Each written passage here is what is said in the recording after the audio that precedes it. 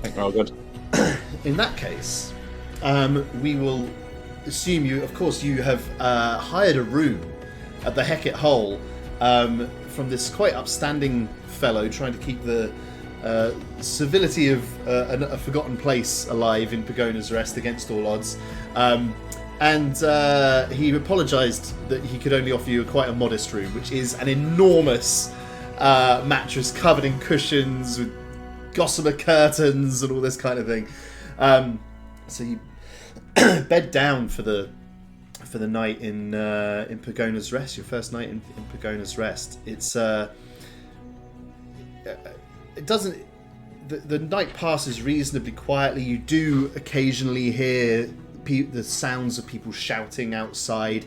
It's a bit like getting a hotel room in the centre of a big city anywhere, really. You're going to hear some noises from outside.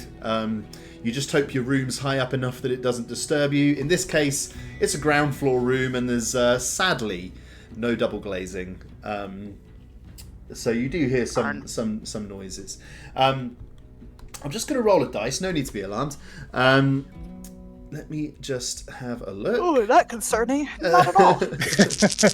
I'm pretty alarmed. Happens all the time, man. Oh no. Fen, in the dead of night. Oh, get this dice off my face. My ego can't handle this. In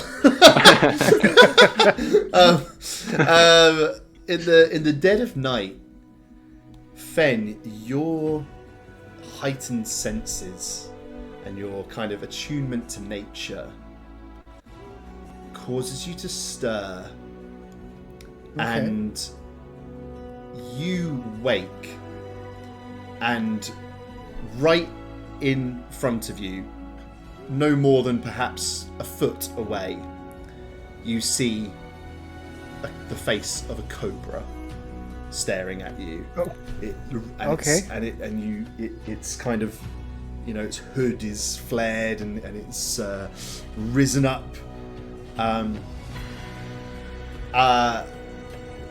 Let's say you've got what's your initial kind of bat? You've got a cobra there right in front of you.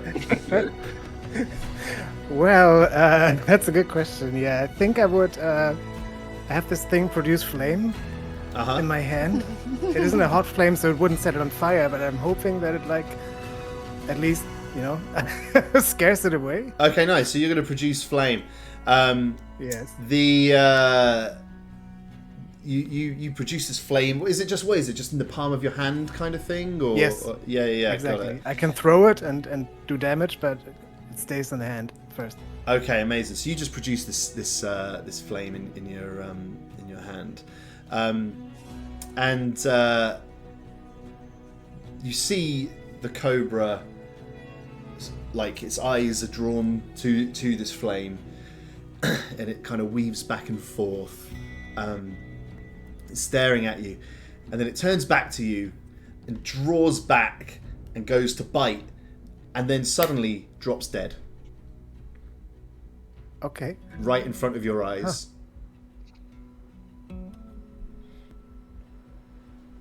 Huh. Well, I guess I should wake the others. Yeah, it's kind of like it's sort of the very early alarming. hours. It's like maybe like 4 a.m. when this happens. So it's So you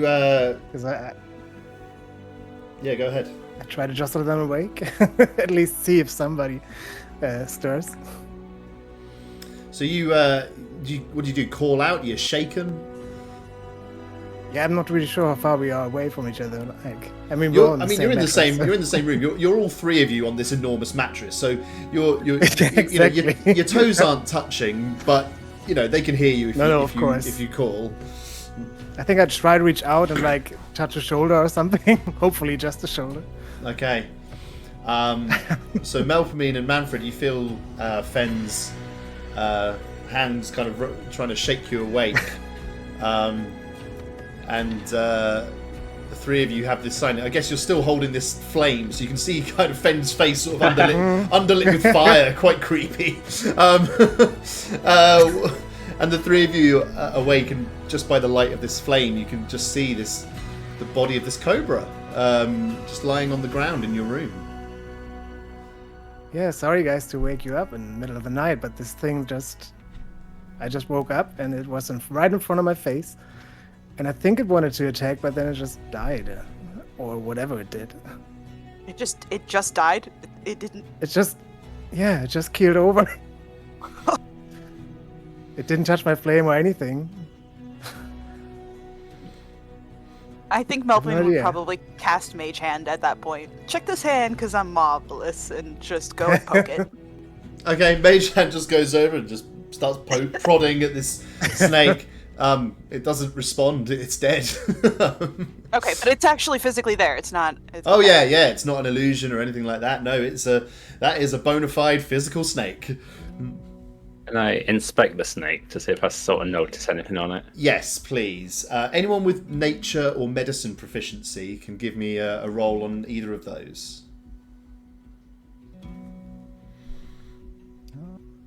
Okay. Give me 2 seconds. I don't have proficiency, but I have a bonus, so... I have a +6 on nature. Ooh. Well, you better give me a bloody nature roll then, mate, yeah.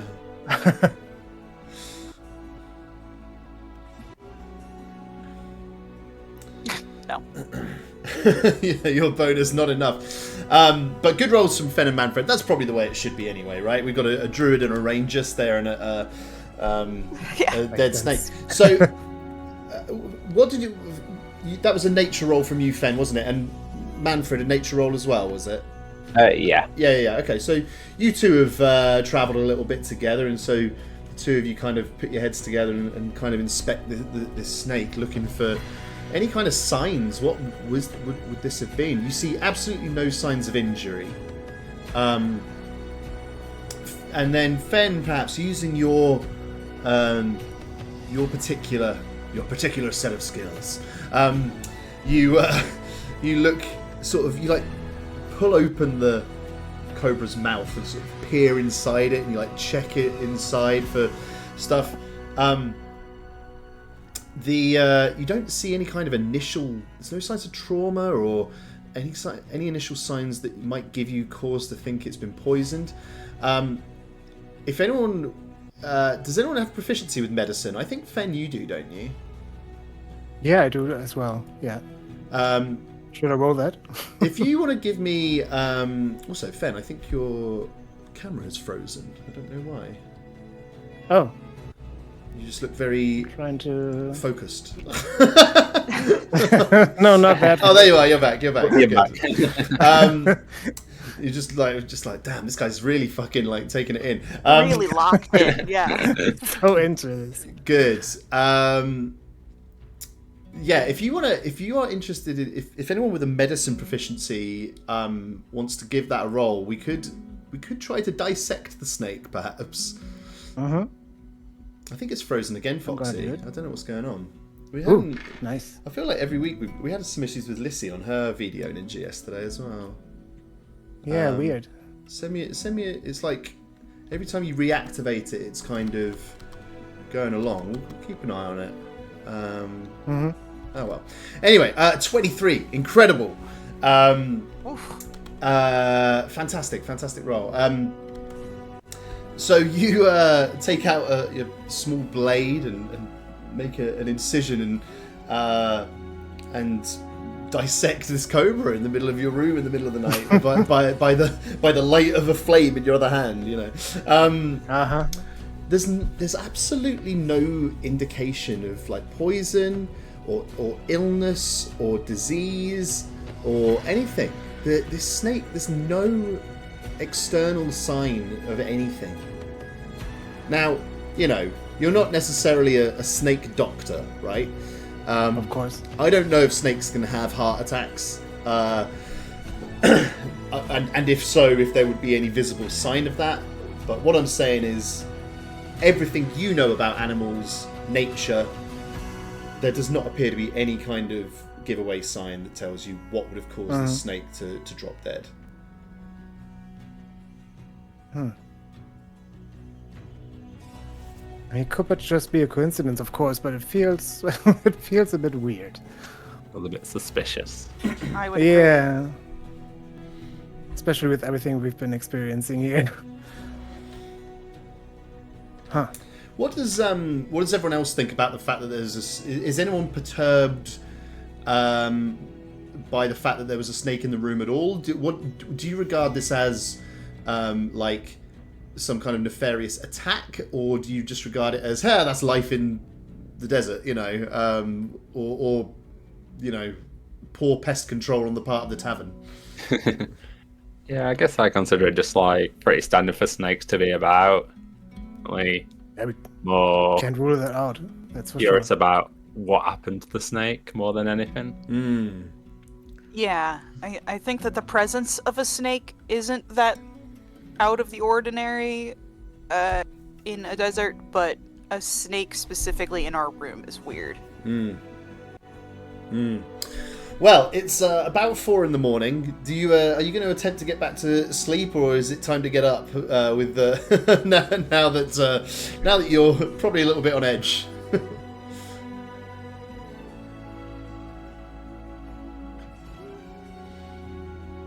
I think that I might. I don't really need sleep. That's true. Oh, lucky, yeah. Get your trance in.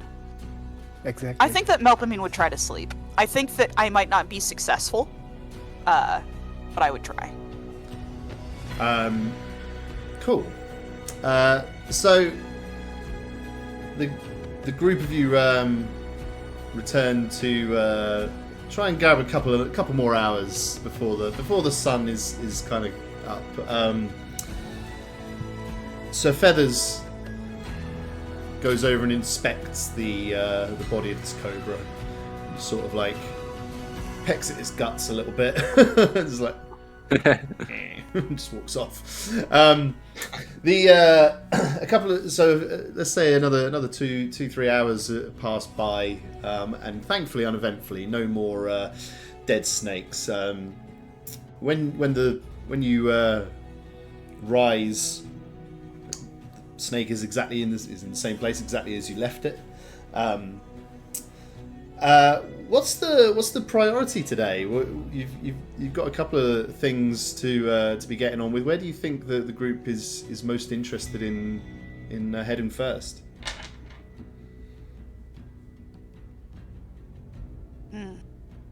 Probably food first.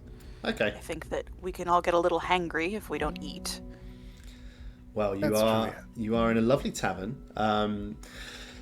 So setting out as you do into the main area, you see that breakfast is clearly being served, and it's you see a couple of groups sitting around tables.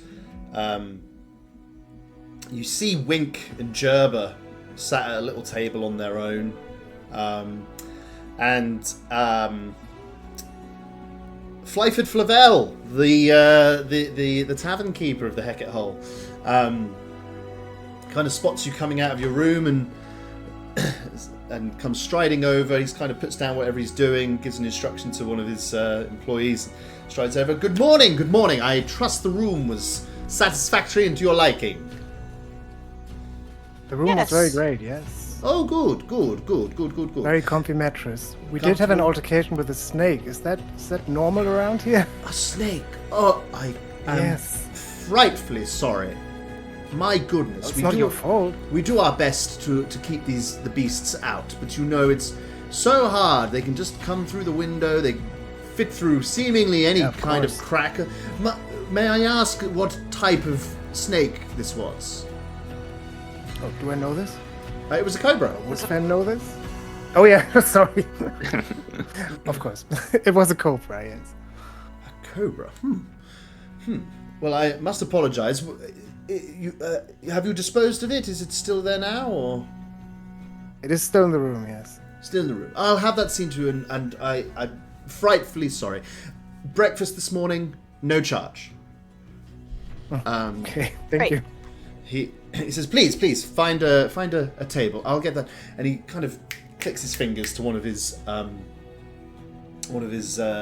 lackeys who's kind of wandering around the room serving breakfast. And he's like, room 4. Yes, quick. you see this person disappear down the corridor towards your room to presumably go and deal with that. But yes, Flyford gestures to this table, encourages you to take a seat. Something to drink? Sure. Tea. Tea, yes, of course. He hands you. He reaches into his pocket and pulls out a list. There's like 7 different teas on here, and you can make one up if you want.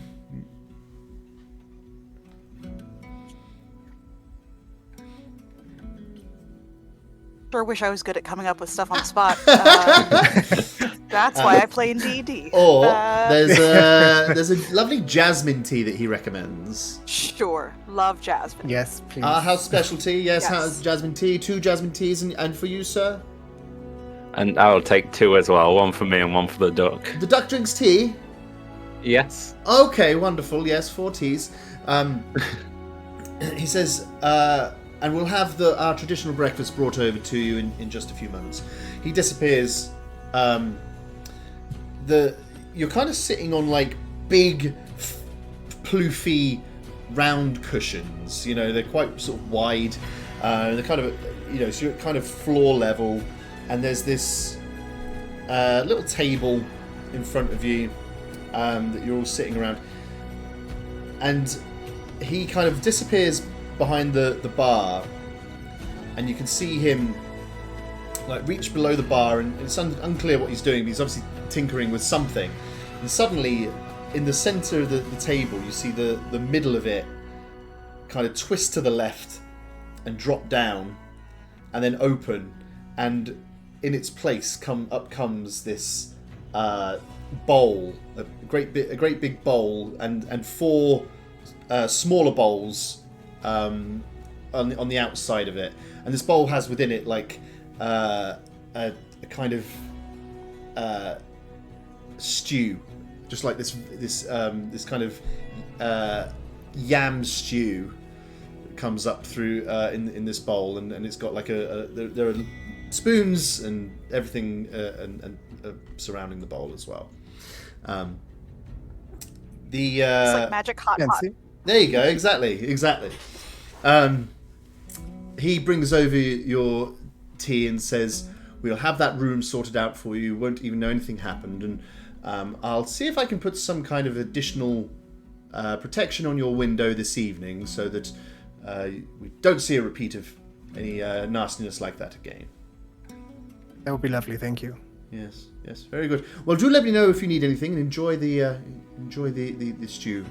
We call it razon. So he leaves you to tuck into your razon. Good. Looking across the room, what's the conversation about at breakfast? What's on your minds? Should we head to speak with whoever? Bertha Cleves? Yes. Should we speak with her first, or should we go to the library? Yeah, I think Bertha Cleves seems more important right now, considering agree. that you had a knife. That's true. I held at knife point. I don't know. Melpomene, give me a perception roll, please. Yes, I will. Perception.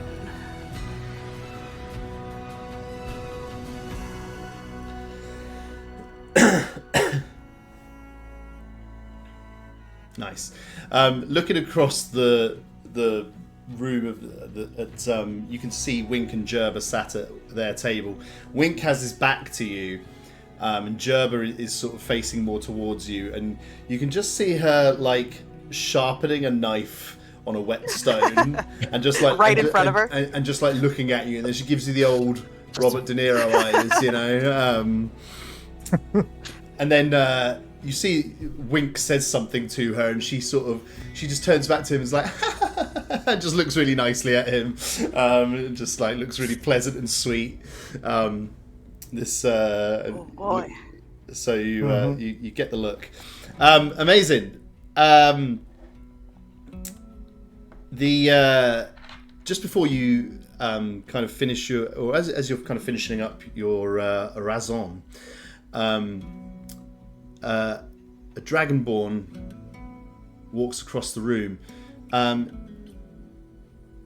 Everybody give me an intelligence check. You've seen this person before, but let's see if anyone has the smarts to place him.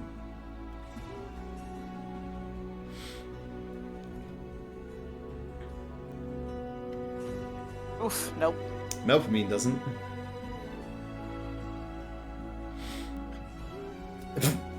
Nope. Lads, Not good. 4s across the board. We're just all Amazing. distracted We are by the so food. absorbed in breakfast. So, once again, I don't have my dice rolling across the stream, and it's annoying me. I would say it's invisible, yeah. I'm just going to try and see if I can fix that. Let me try and just roll a d20. This food is just so good, you know. There it is. Right, and I rolled an Oh. one. So you Get that out of the way. this face seems vaguely familiar, but none of you can place him. He strides over to your table quite sort of confidently, with a little bit of a swagger, and goes now. No need to get up. Finish your breakfast, please. He says, yes, it is me, it is I. I was playing here last night, yes. I know I saw you listening. He says, but there's no need to stand anything like that. Happy to answer any questions. Just love to bring some joy to people's lives. This is, of course, the musician who was playing here live at the Hecate Hole last night. Insight check. I don't trust that front that he just gave us. What are you looking for with that insight check? What's your suspicion?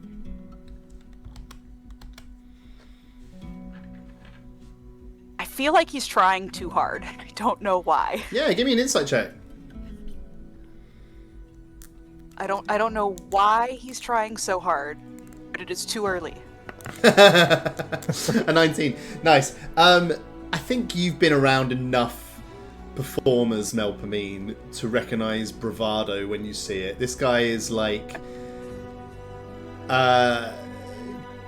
probably has a bit of a desperate desire to be loved and recognised, and perhaps isn't genuinely confident, but is sort of trying to project confidence and doesn't really know how to do it. But you know, he just stands there, kind of almost as if awaiting adulation. Even though I didn't hear much of his music last night, I big him up and I sort of act like he's the greatest musician going, just to make him happy. Amazing. I don't need a roll for that. That's fine. He loves it. He's like, oh no, stop. It's my job. It's what I do. And I love it. I love doing it. He looks down at Melpomene and says, I see you're a fellow student of the game, as it were. Indeed. I love telling stories and collecting stories. He nods and says, yeah, I understand. He pulls up a cushion and just joins you without invitation. And he kind of leans in and he says, do you have to do these as well? You have to do the pub gigs as well. Oh, for sure. You have to make money somehow. Awful, isn't it? You know, what are you really working on? I hope to go to school to attend the university, so I must write a masterpiece. See, you get it. We're not appreciated. We have to spend our time doing these gigs for, let's face it, the plebs, just to make ends meet, instead of being able to work on our.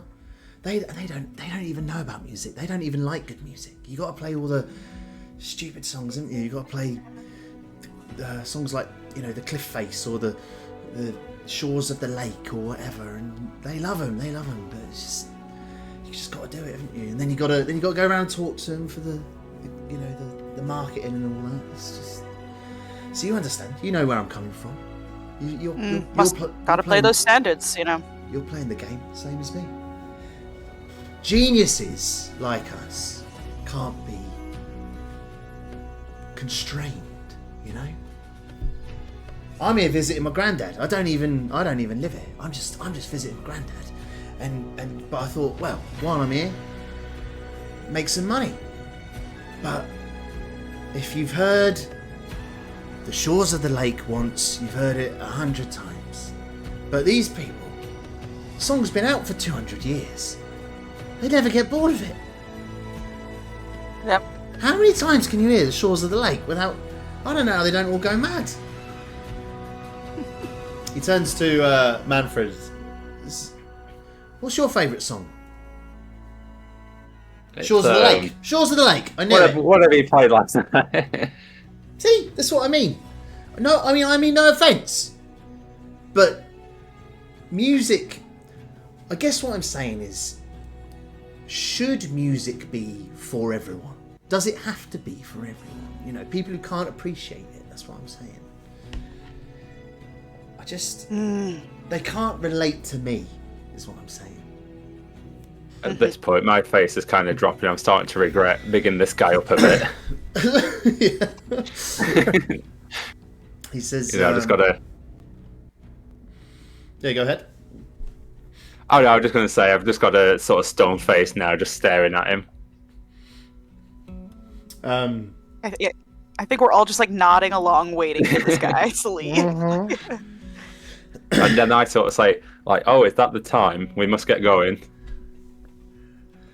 He kind of looks to see out the window to see where the sun is in the sky. He's like, "Oh, look at that. Yes, I probably should be getting on as well. Very nice to meet. I'll be back here this evening. We'll do the Shores of the Lake, but I'll do a little something special with it that only." Looks at Mel for me. He's like, "Only the real ones will know." Mm-hmm.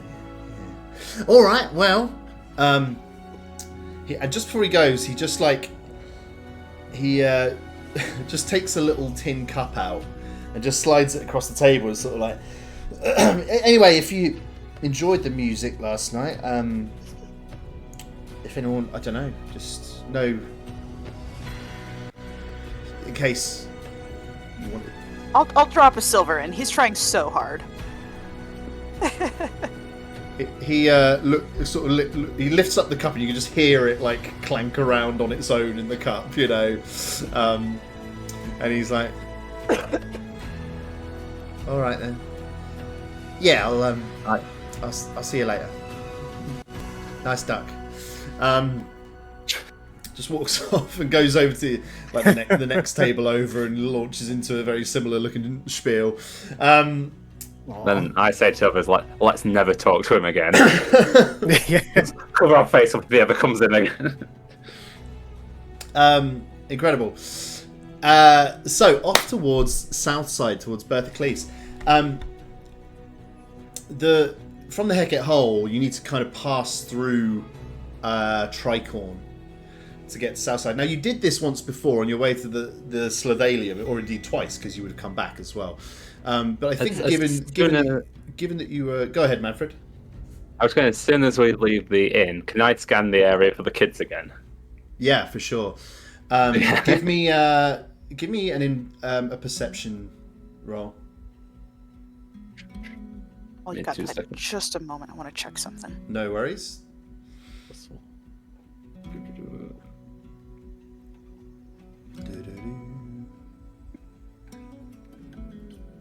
Oof. You're a bit bleary-eyed, and as you walk outside, you kind of scan the surrounding area for these kids, and all you see, it's still early morning, right? So it's actually still fairly quiet out and about. You don't see any sign of them, sadly. So yes, the route to to Southside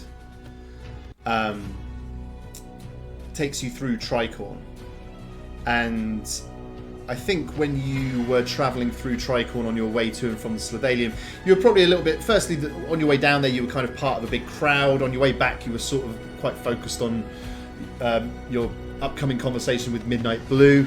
Probably didn't take an opportunity to look around Tricorn and kind of observe it.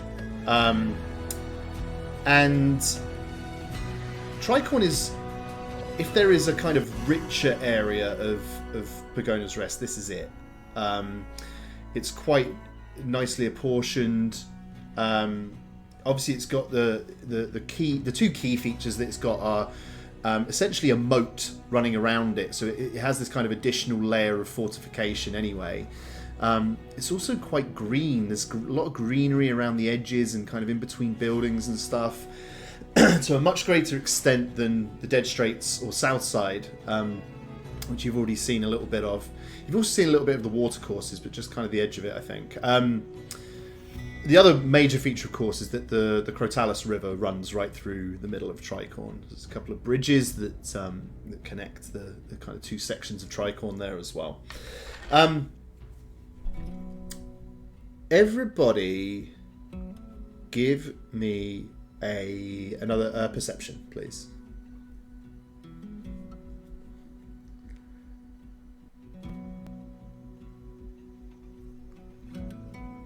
Nat 20.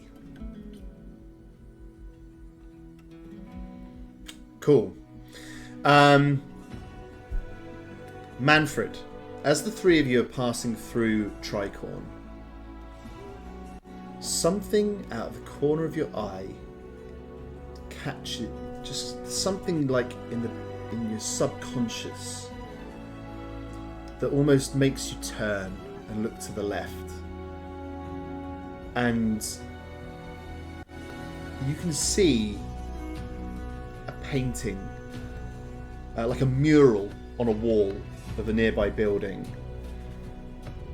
And it's maybe about like, the mural is perhaps like 10 feet high.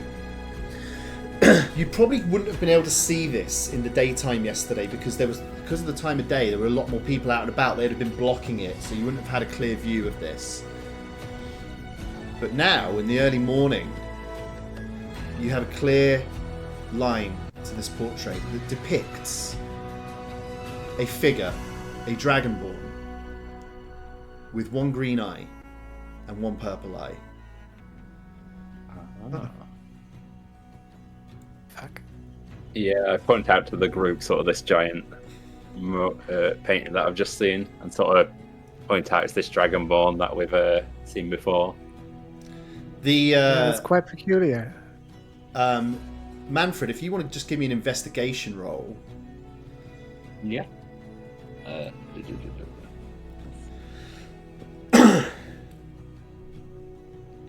Perhaps you don't even need this, to be honest. It's fine. 14's fine. The other thing that this dragonborn, you can see their eyes, and these eyes are kind of poking out from under a hood, and you see that it's quite an artistic mural. This it's obviously a depiction of some figure, and they're in a pose, kind of like a pose of strength. It's like they've got like a hand on their hip, and their other one is like a raised fist, and around their forearm, this painting is the helix of the two tongues that you've seen before. So that's kind of what it depicts. It kind of shows this figure in a pose of strength, with these two tongues wrapping around their forearm.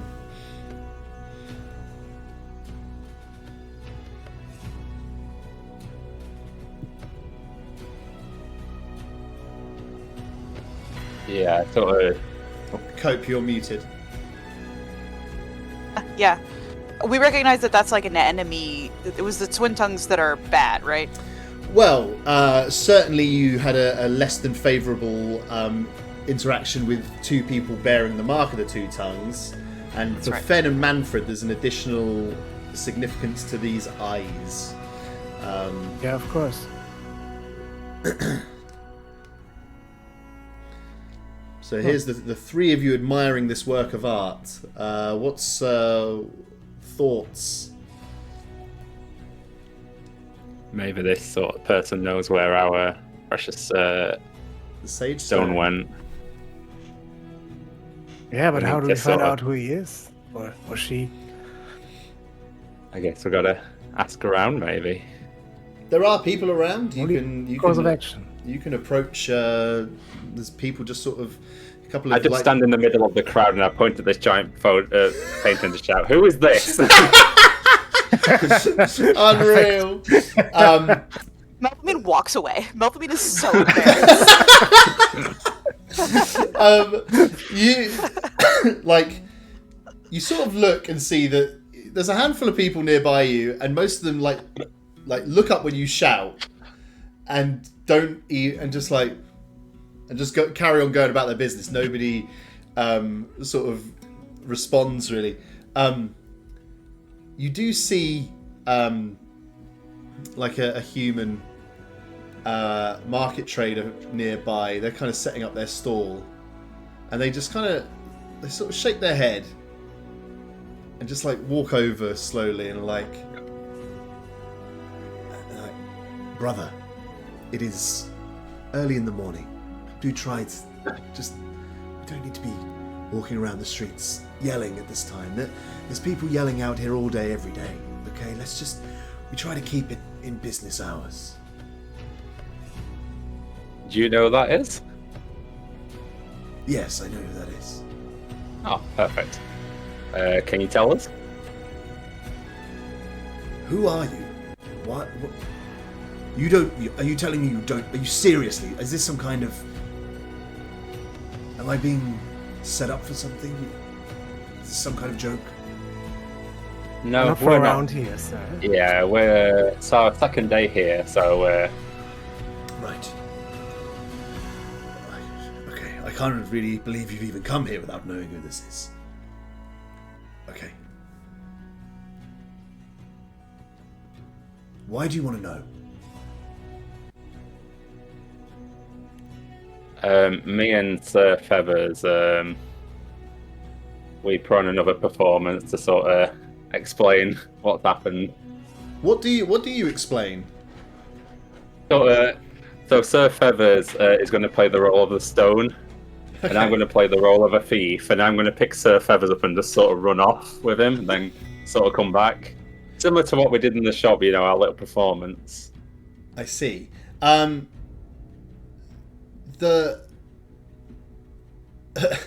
So you tell this guy that that this person stole the sage stone. Yeah. He in looks. but yeah. He looks troubled. Your performance does not delight him. There is no need for a performance check on this. He doesn't like it. He's in After fact the that, whole time you're trying to do this, he is desperately encouraging you to keep the fucking noise down. He goes. He's like, listen, I don't want anything to do with this. If you're telling me that Two Tongues Throden stole something, let him have it. You don't need it. You're alive. There was absolutely no need to come here to try and get it back from him, okay? Is he dangerous? Do not shop at my stall. Goodbye. Walks off. Oh, What was all that about? yeah, good question. Do we see what store he walks away to so we know what to avoid? Yeah, he's not too far away. He kind of goes back. It's just like he's set up a market stall that seems to be selling jewelry. And he kind of looks back once or twice at you, and then the second time just like gestures for you to move, like go away. You can That see guy knows something. by the way, a couple of people walking around wearing the Two Tongues emblem. They're armed.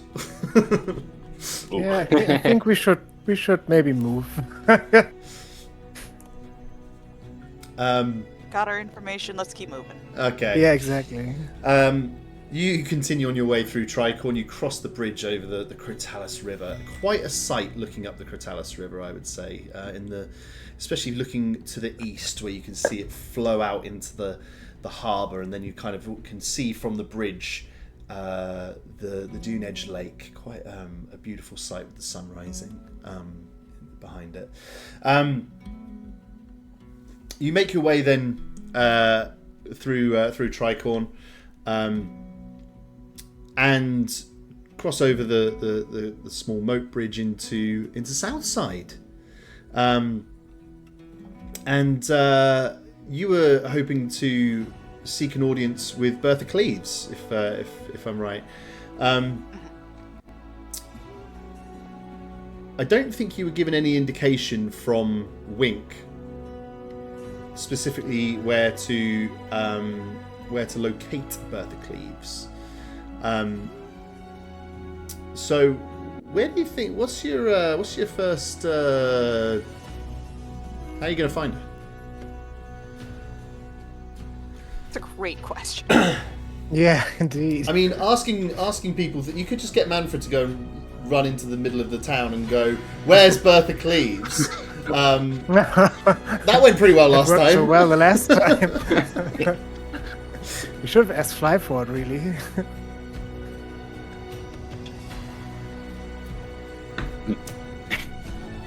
I mean, she's the what do we say, Vice Lord? The Vice Lord, yeah. So we know she's important.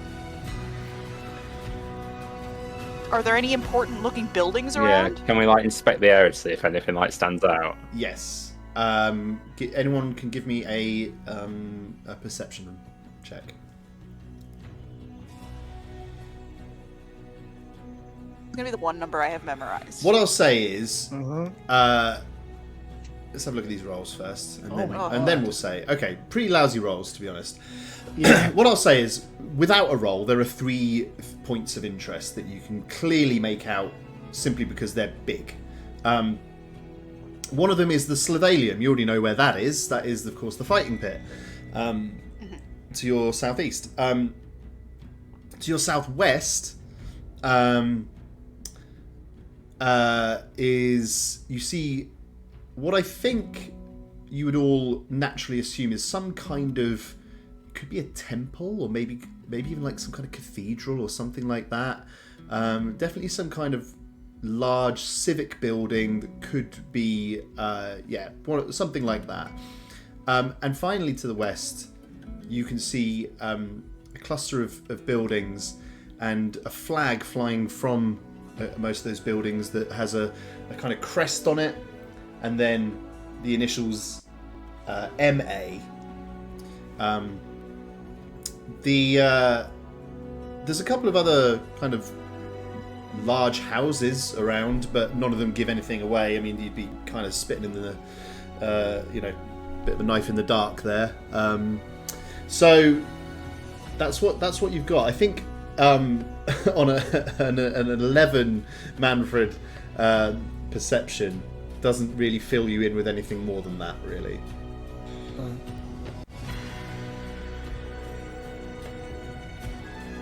Okay.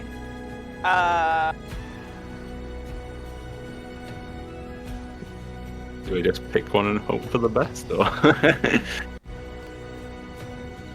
Again, there are some people kind of wandering around. You can just grab a stranger if you want.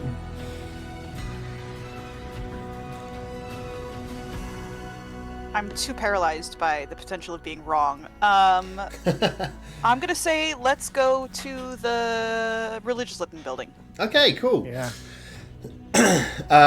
You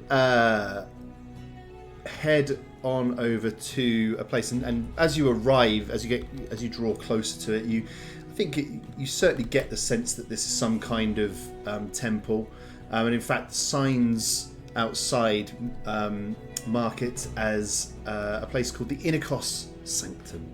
Inikos is a name that you've heard before. It is in fact the god of the sands, so a much worshipped god in this region. So from that, I suppose you can surmise that this is a temple related to the worship of Inikos. Two great reinforced doors rise up ominously in front of you. You see that the building is adorned with like statues carved into the wall, depictions of various creatures of the region. There are snakes, there are beetles, there are scorpions. It's quite an intimidating building, I think. But these two doors lie ahead of you. Are you knocking, pushing, breaking it down? There's no guards, I assume? What's that? No guards. There's no guards? Okay. Do we knock? Or do we just try to open? I don't know. I think we should just try to open it. I don't feel like a religious building is something that you go and knock on the door like a that's residence. true. Sure. The doors open absolutely fine. You push and it's one of those, like, the sound of the doors opening like booms through this huge chamber, you know. It's the sort of like, you hope that nothing important's going on because everybody's going to be distracted by the sound of these doors opening. You do see, but actually what you see is several rows of seats. It's quite a large open chamber, and just one or two worshippers down the front. They do kind of briefly look over their shoulders as you come in, but don't really take much notice of you. As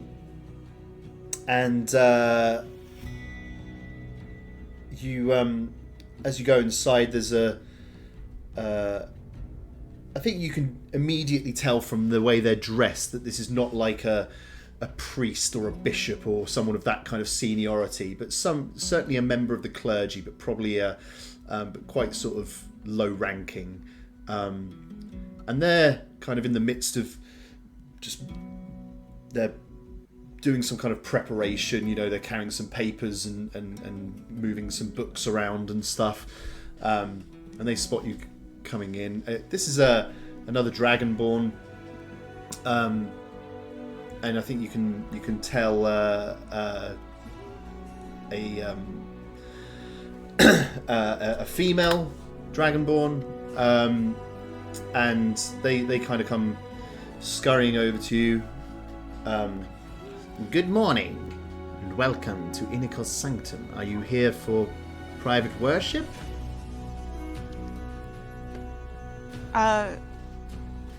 Yes, but first we have a question. We are trying to locate Bertha Cleves, and hoped this would be a safe place to ask where we could find her. They smile and like, yes, I understand the need to find such a place. You fear no more. Bertha Cleves is the Vice Lord of Southside. Perhaps you know this already. Yes. We do, yeah. She lives in the walled region just behind the sanctum. If you're trying to find her, you'd have to start there. I shall warn you, she very rarely receives guests.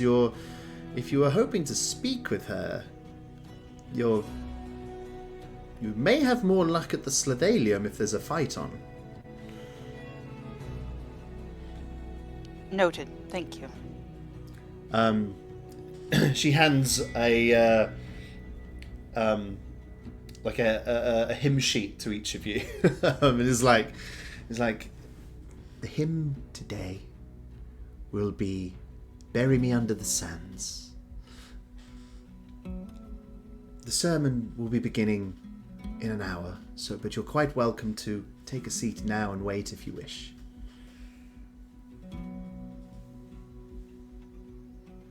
Great, thank you. Very well then. Can I ask her about the painting, the Dragonborn in the painting? Yeah. So she knows anything. Yeah. What do you want to ask her? So I sort of describe the how they look with the eyes and stuff, and just ask if she knows of him. Well, yes, that's the Vice Lord of Tricorn, Two Tongues Throden, a fearsome individual.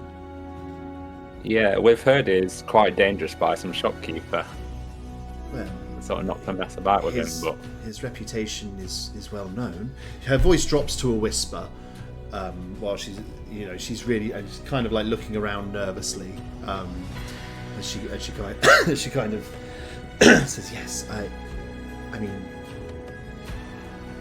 it's a marvelous painting for what it's worth, but yes, Tricorn. I try to pass through it as quickly and quietly as I can, personally. Though it's still better than going through New Tisfelk. thank you for that. Yeah, I'm sure we'll might pay him a visit sometime. Do not mention my name. I haven't even given you my name. Don't mention it. Don't even mention my job. We were never here. Yes. She takes the hymn sheets back. Melpomene looks sad. Aw. And she kind of just gives you a weird look and walks off. Bye. Okay. So the area that she's describing, you can just see southwest of Innikos Sanctum here. There's a kind of little walled area, and that's kind of the area that this scribe was describing there. Oh, describing, because they're a scribe. Okay, well, I guess that's where we head next. Yeah. Is there any signs that there is another fight happening? Like, does that stuff get announced ahead of time? That's a great question. The only time that you know of it was when a big droning horn blasted out across the city and everyone kind of immediately went there.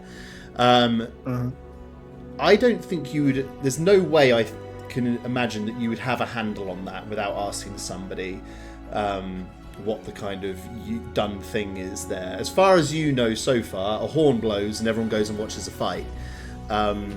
Now, are there also pre-announced events? Who knows? A great question. One well worth asking, I think. So,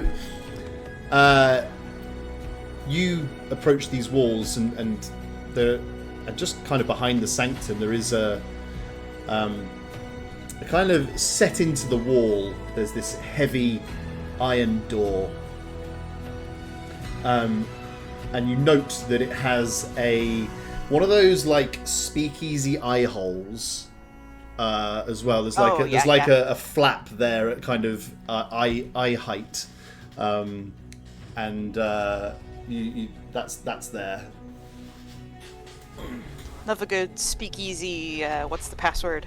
Uh-huh. Yeah. Yeah, exactly. Okay. I'm not gonna knock because we don't have a password. No. I'm not really inclined to do that either, no.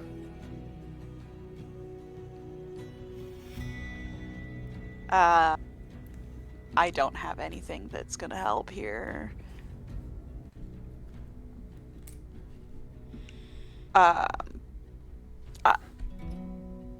We can go to the I don't know how to pronounce it. Slithalium. Slithalium. And check the box I mean, office. the only thing There's a fight on. The only thing I will say is, I mean, understand your hesitation. You don't know that you need a password, right? Like that is the kind of door We that, could just that knock. strongly implies you do. I wander over and just knock. Okay, Manfred, you're shoot first, ask questions later. I'll take the bullet. Love Bang, bang, bang.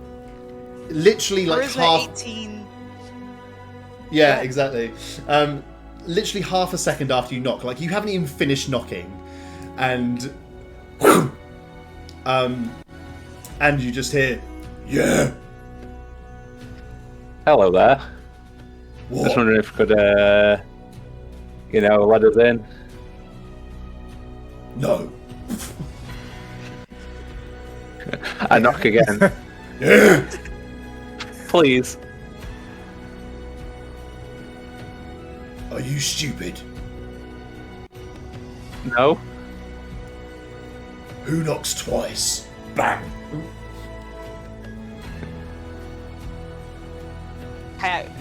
Because no other danger has been shown, I'm gonna walk over as well and be like, knock and announce that we've been asked to ask for Bertha Cleese. So we're very clearly a messenger. Bertha Cleaves doesn't receive messages. Who's the message from? Important businessman.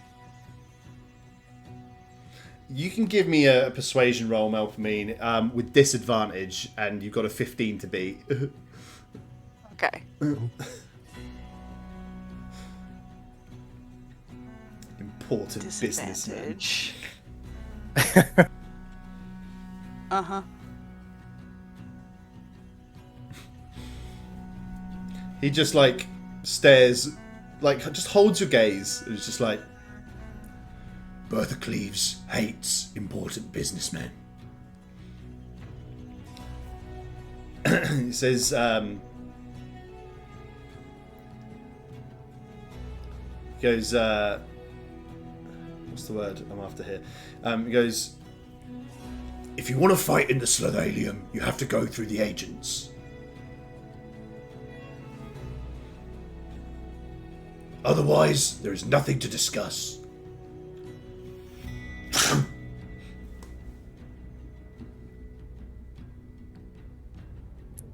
Shit. I got nothing, y'all.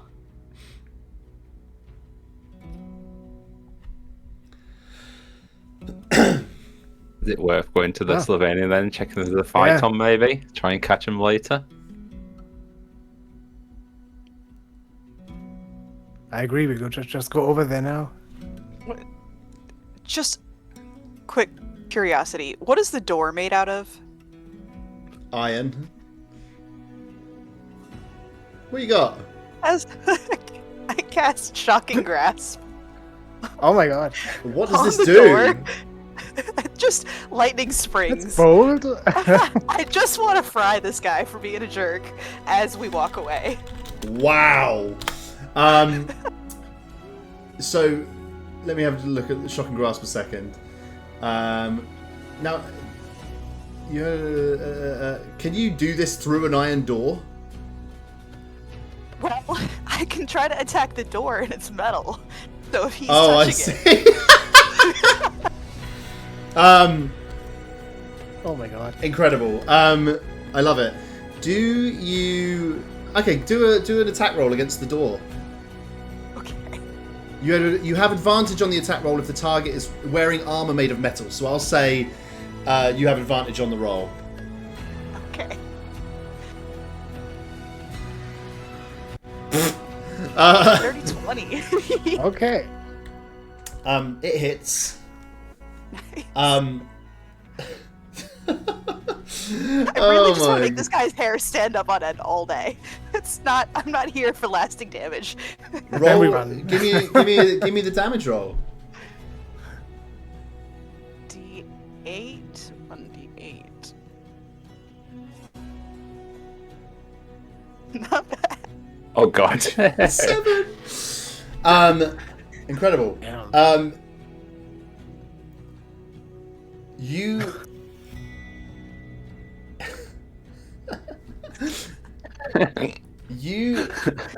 hear muffled through the door. Oh!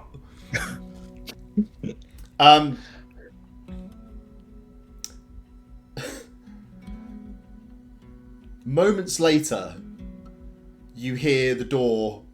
You hear a series of bolts on the other side of the door being opened, and you're faced with this door flies open, and you're faced with a very tall and broad-looking Dragonborn, and says, "So you do want to fight in the Slithalium?" Oh no. I get in between them, and I sort of like, no, it's all a misunderstanding. I try and persuade him it was just a accident. Static shock. Give me a persuasion roll, Manfred. DC of 20. Well, actually, I think it's a deception. It's going to be a deception with a DC of 20. Because that is a bare-faced lie that he is not inclined to believe. So why is it just what do I? A deception. Yeah.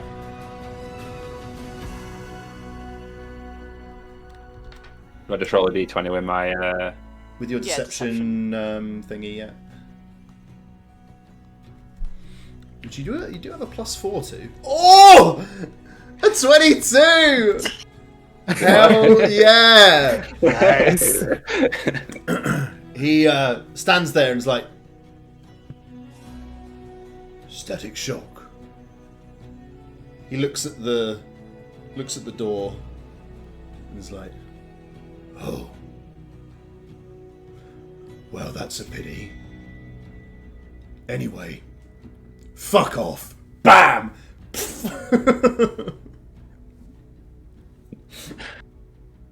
We got the door open for like half second. We did. I think what you would have seen, no need for a roll, in the few moments that door was open,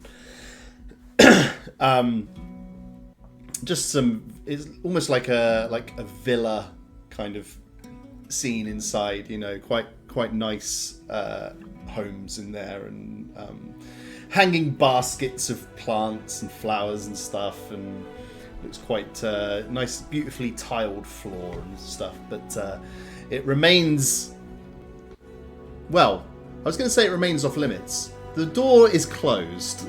A little singed, but closed, yeah. Yeah, you can see a little scorch mark on it where the lightning hit.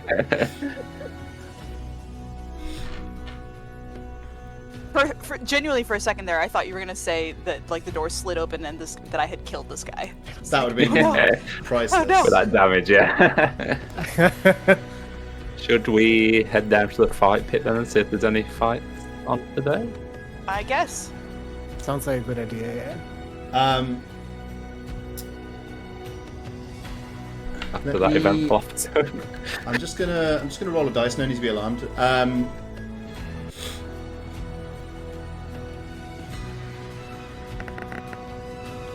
Oh,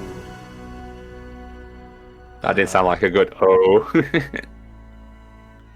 just see something. Fen. Yes. Uh-oh. Fen and Melpomene. Oh no. You, as you're walking through the streets of Southside, you just catch a glimpse at the corner of your eye of a tiefling child. Okay. One that looks a little bit like one that stole the neckerchief of Sir Feathers yesterday. And you notice them peering out from behind a building at you. Oh, they're looking at us. I see.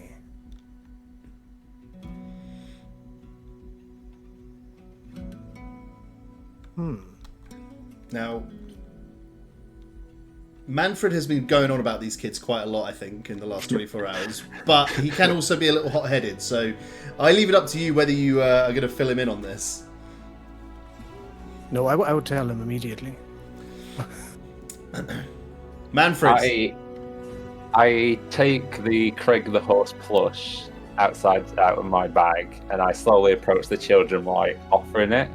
They bolt I up see an if alleyway. they like come closer.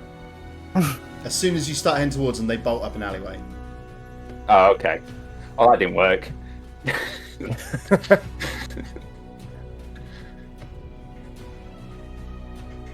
I sort of shout out to them, see if they come back, sort of say like, "Hey, I've got this for you." You Any see response? one of this kid pops, like, slowly puts their head around the corner of the building again, and then ducks back in again. I'm not here to hurt you. I thought I'd get down to their level on my knees, just offering out this horse plush to see if they come in. See if they come in any closer. They're still like a little distance away. Like, you can't see them now. Once they go around this corner, they're invisible to you. Am I able to sneak up round the corner? See if I can get round with that. Or have they like really just gone like? Well, you saw them disappear around a corner of an alley. That's as much info as you visibly got. Okay. I'll try and sneak up this alley to see if I can like get closer, but without alerting them. As you kind of peer around the edge of this alleyway, all you can see is that the alley kind of goes along for a little way, opens out into some kind of courtyard. And that's kind of as much as you can see. The tiefling child is nowhere to be seen. And I scan the area just see if I can see him in the crowd. Give me an investigation check.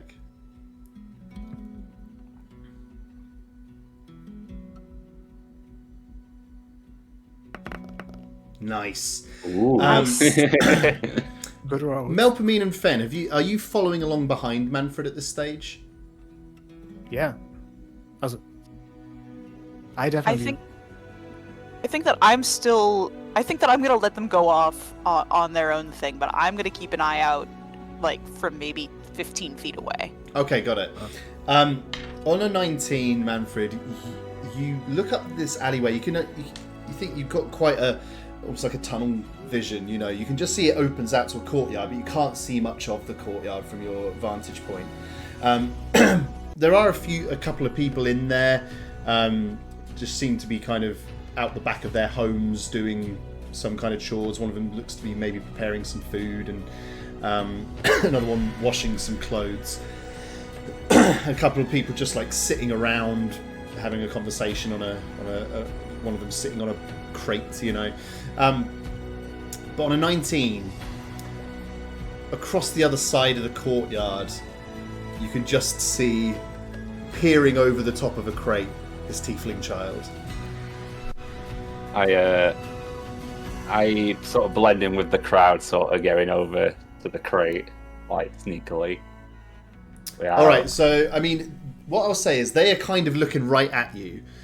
You can do a stealth check if you want, but it's what I will say is, well, I'll just slowly approach then, still offering this horse plush to him as like a token of friendship. Got it. You step through into this kind of open courtyard area, and there's nothing particularly. It's kind of just like it's still sort of a narrow walkway, I guess, and there's just like little tiny side alleys coming off the sides of it. As you kind of step out into the courtyard, and Fen kind of right behind you,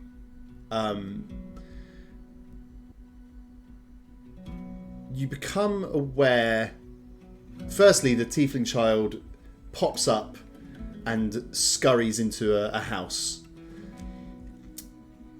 and you notice that 4 of the occupants of this area kind of put down whatever they're doing and stand up and walk towards you.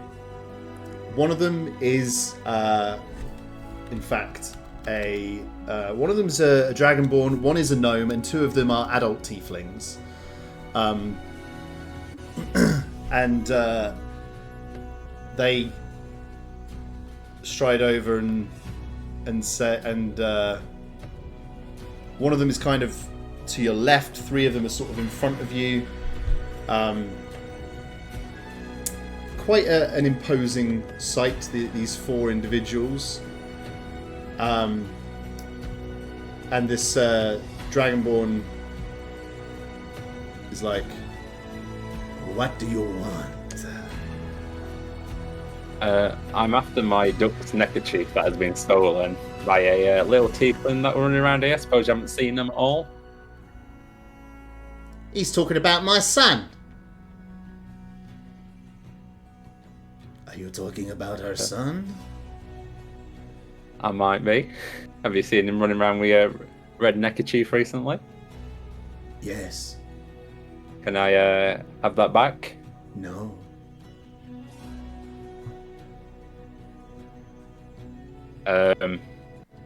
I start demanding it back. I think instead you cannot leave with the neckerchief. And now you cannot leave with your life. It's time to roll initiative. You wanted that fucking neckerchief? Are you? I hope you're ready to kill for it. I want that neckerchief back. I am going to murder these lot. Okay. Let me put. Oh, there it is. Look at that. Right. Let's get an initiative set up. Let's get some more combat-y music on the go as well. I think this one is somewhat combat-y, without being overblown. Right, nice. We got a 19 for Manfred. Now, Melpomene, you're a little way away still, but probably close enough that you can still be within this initiative, I assume. Yeah. As much as I don't want to engage, I should. They've put you in a bit of a spot. Nice. Not doing so hot on that this is initiative order. 8. Right, let me roll for. I'm going to roll 3 dice because 2 of them will go together. I think what you note is the Dragonborn is quite a burly looking thing. We'll roll for them first. That is a 12.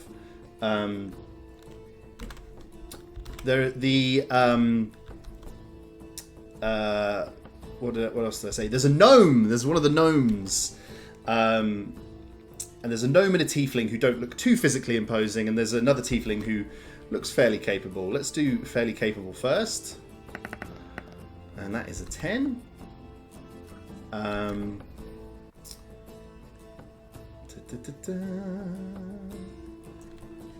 Why do I have nothing but Sharpies on my desk? I don't need a Sharpie right now. Can't help you there. And a 12 for them as well. Pretty consistent. Okay, so the order is going to be Manfred, then it's going to be every single one of the opponents, and then it's going to be Melpomene and finally Fen. Now, one thing that I've done with this new layout is your tokens are already right here on screen, so I can actually just drag them out.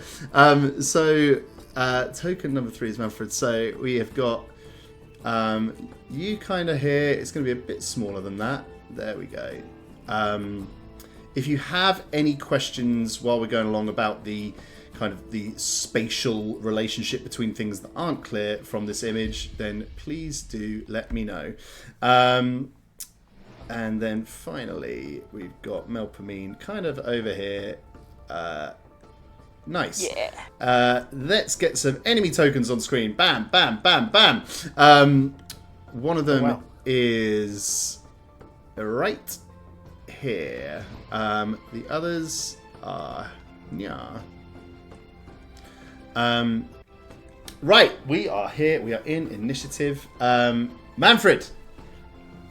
Yeah. You're up, buddy boy. What you got for me? Give me 2 seconds. No Juarez. Can I stab that guy next to me? Stab the guy next to you. Yes, you can indeed. Let me get your toucan. So you're going to move here and make a melee attack. Give me an attack roll, please. So that's a... So you've got a... so when you do your attack, it should you get a +5 to your hit. Yeah. This is your scimitar. It sings, and a nat 20 to get us going. Unbelievable. That's awesome. I want that neckerchief back. I am filled with rage right now. This is a gnomish. This is a gnome that has stepped up and is the height advantage. Height advantage looks like it's going to be their undoing. Give me an attack roll. So for that, because it's a critical hit, you are going to roll a 2d6 plus 3.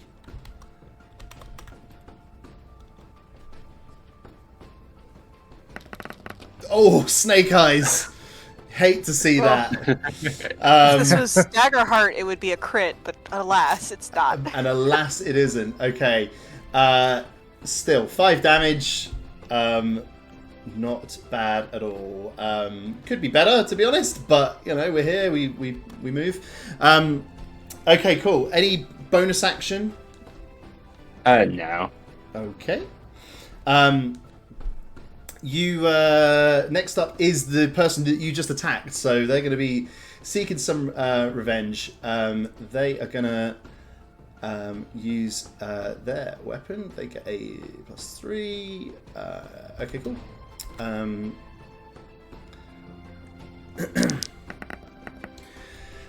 Dirty 20 themselves, not bad at all. 7. So it's a 20, which I know beats your AC. So let's get the damage, which is going to be not as bad as, well, whoops, not a D20. That would be a bit much. They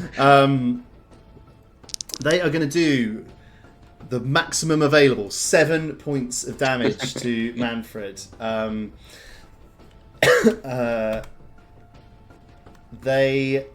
We've got the second of the kind of lesser, less imposing looking guys, but I'm afraid, Manfred, you're sort of in the line of fire at the moment, so they are going to come and do exactly the same thing. They are going to roll, but they take a swing, they draw their sword, swing, and it's a miss. No, nothing doing. Next up is going to be our big dragonborn, this imposing fellow. Manfred, you have clearly attracted their ire. You're the one who's come in with all this attitude. So they are going to take a swing at you. Oh my god. Let's have a look. What do they get to? They get a +5.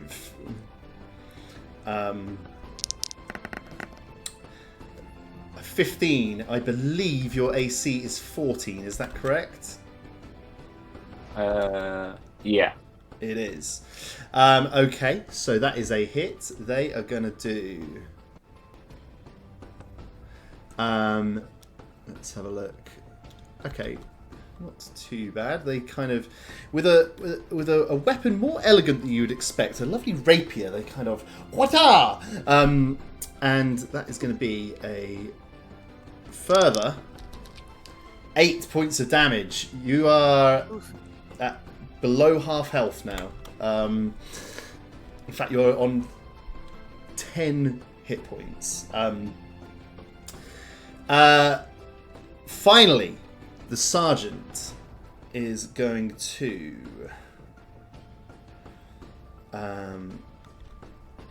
they are going to cast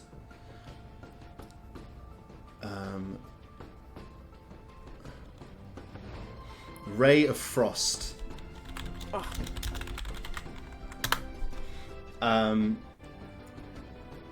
Which is going to be... Now, I'm going to say that they get a -2 because their vision's partially obscured because all their friends are in the way. So they get a -2 to their spell attack. So it's going to be... so they're going to get a +3 instead of a +5.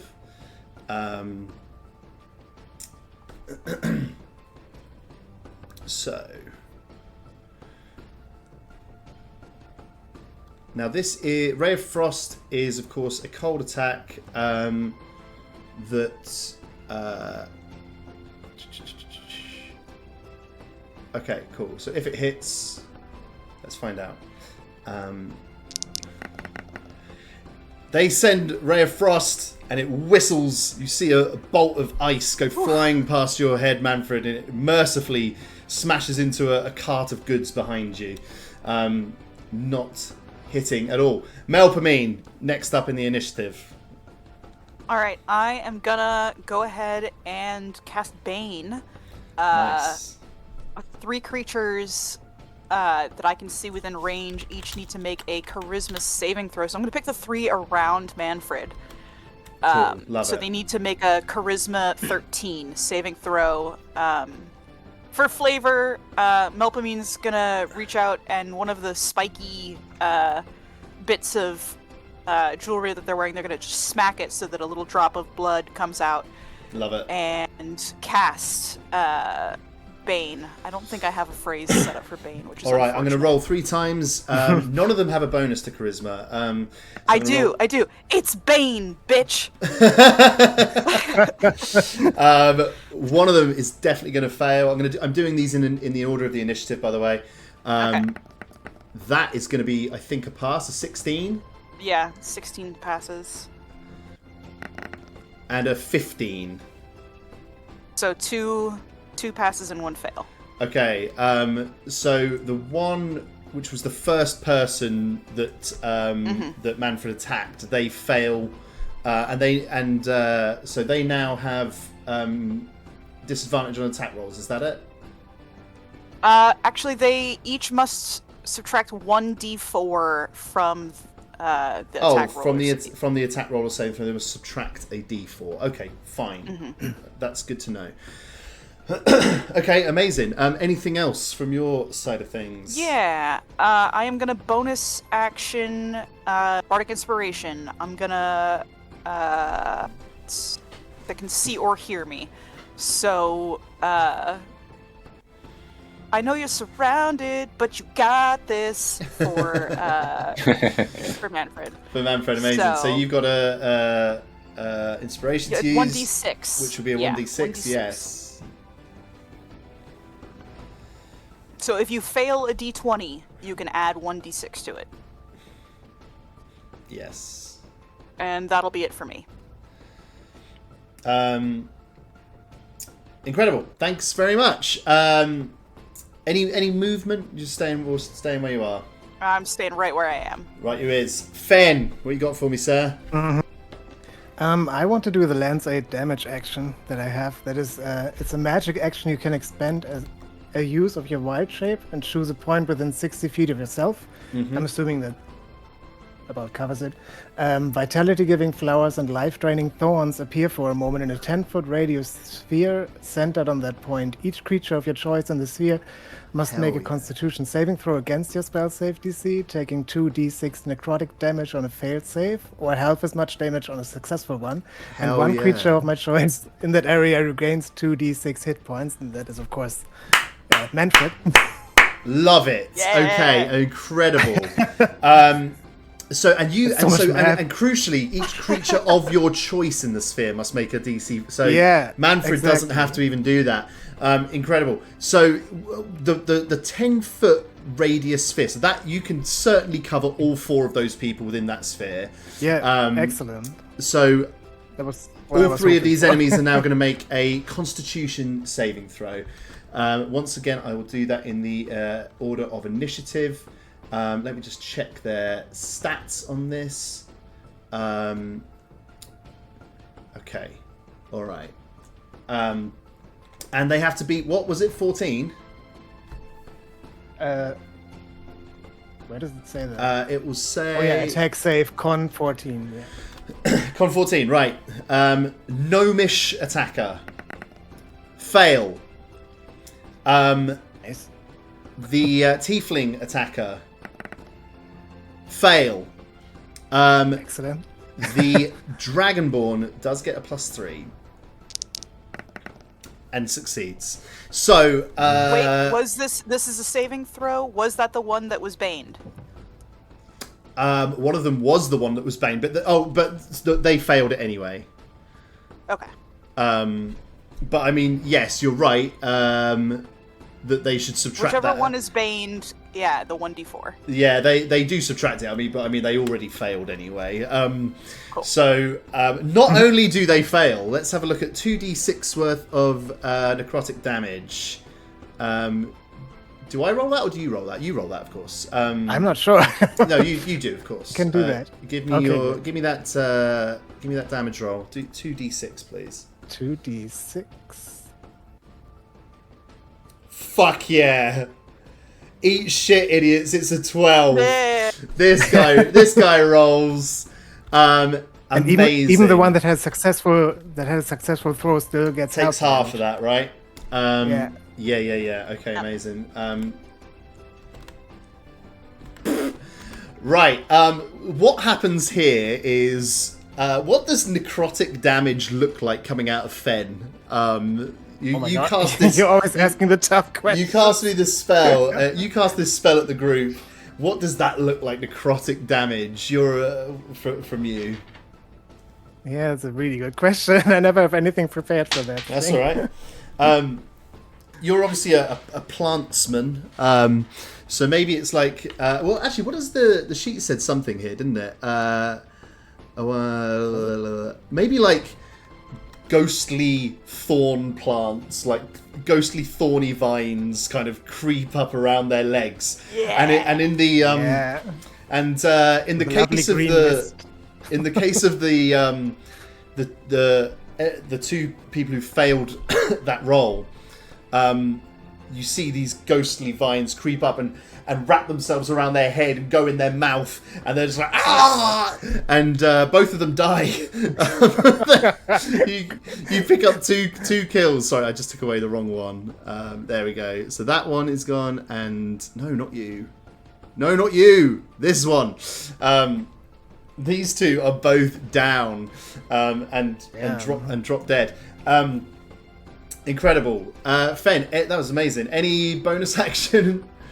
Manfred still gets 2d6 hit points. Oh, back. God, of course, yeah. Roll 2d6 for Manfred to regain HP as well. Please be a good one. A 9! Pretty good! It's no 12, but we'll Pretty take good, it. yeah. That puts Like it. Manfred looking a lot healthier. Nice. That's pretty good. Amazing. Anything else? Any bonus action? No bonus action. Incredible. Well, there we go. Manfred, you've been handed a bit of a reprieve. Back to the top of the order. Thank you. It's on you, friend. Can I shoot this dragonborn with my bow? Or maybe I take a step back a bit, just behind Fen. If you take a step back, you're going to get an attack of opportunity from him. You could Okay, can I shoot for? You can shoot for the tiefling though if you want. I mean, you can shoot them at close quarters. I'm trying to remember if that gives. I know in Baldur's Gate 3 that gives you disadvantage, but I don't think in D&D it actually does. I know that there is some kind of I don't know if it's disadvantage or but range definitely within melee does not have as high of a attack. Let me have a. I'll let to win my sword again. Okay. I'll let that dragon All right, roll. give us the attack roll with sword. I'll look this up though. Ranged attack in melee.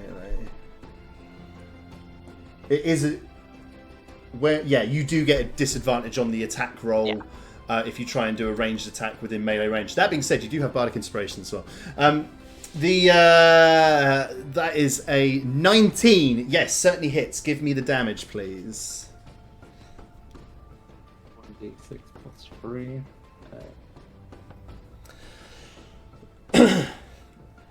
7. Nice. Very good indeed.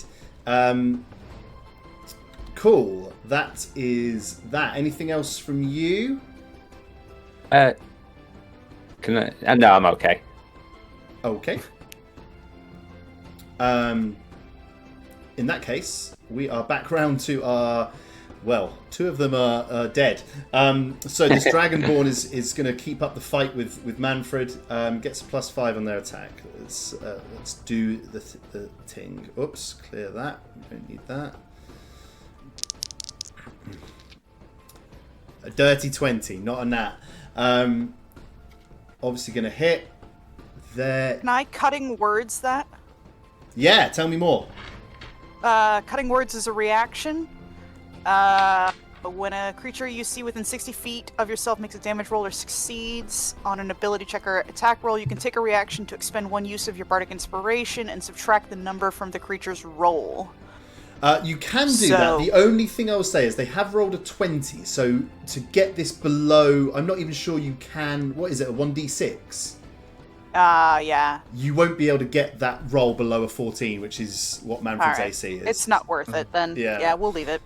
All right, neat. They are going to do damage to the tune of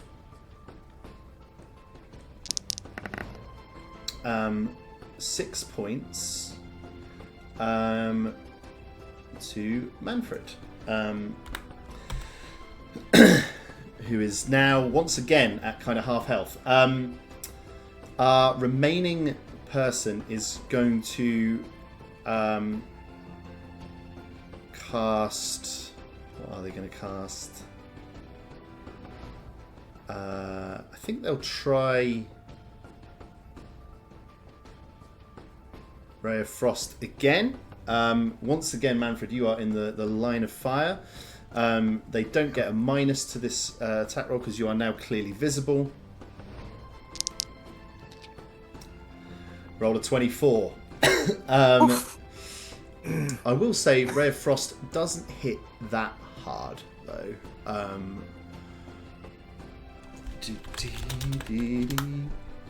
think it is just 1d8 cold damage. It is. Okay, cool. So 1d8. And only a 2, so barely catches you. Coolio, Melpomene. I don't have too much, so I guess we will firebolt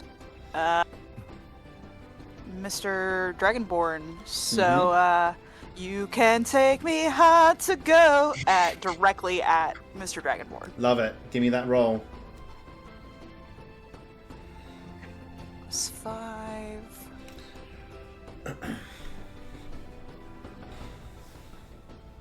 Hell yeah. Yeah, hits for sure. Nat 20! Dirty 20. Nice. Oh, sorry. Dirty 20. Nice try. Nice try. Yeah. True, yeah. Nice try. Yeah. 30 20. I'll take it. Give me that damage roll.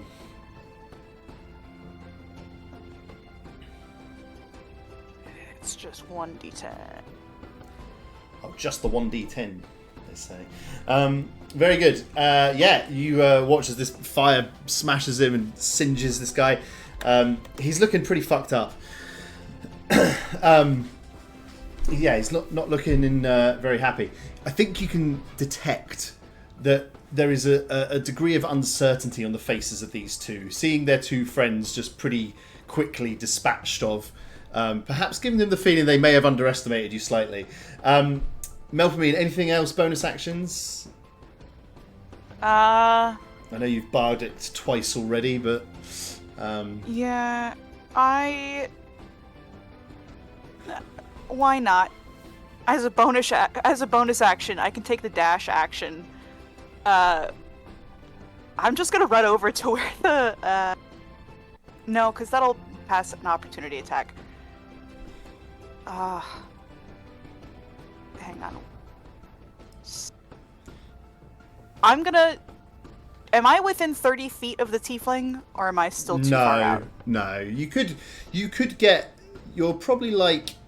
You're about 25 feet from the Dragonborn, so if you were in melee range with them, you would be 30 feet from the tiefling.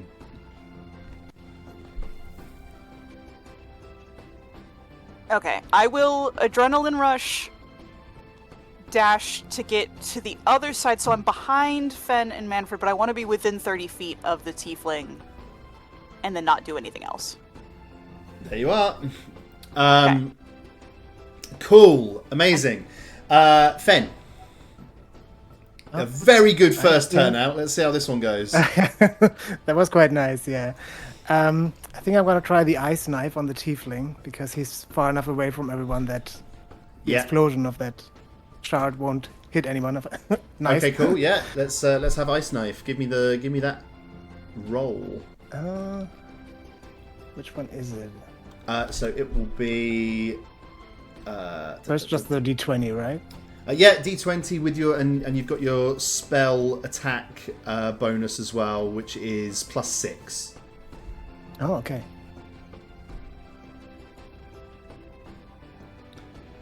23 certainly hits. Give me that damage. Nice. A 1d10 piercing. Nice. And then the shard explode and maybe something else. But first this. 8, lovely. And then what was that about the exploding? 2d6 cold damage. Shit. Uh-huh. Ice. No. But this is presumably a saving throw. Whoops, sorry, I accidentally hit it twice. So the target and each creature within 5 feet of the point where the ice must succeed on a dexterity saving throw. Your spell save DC is 14, I believe. Yes. Okay, so they need to be a dexterity of 14. Cool. Let's see if they take that damage.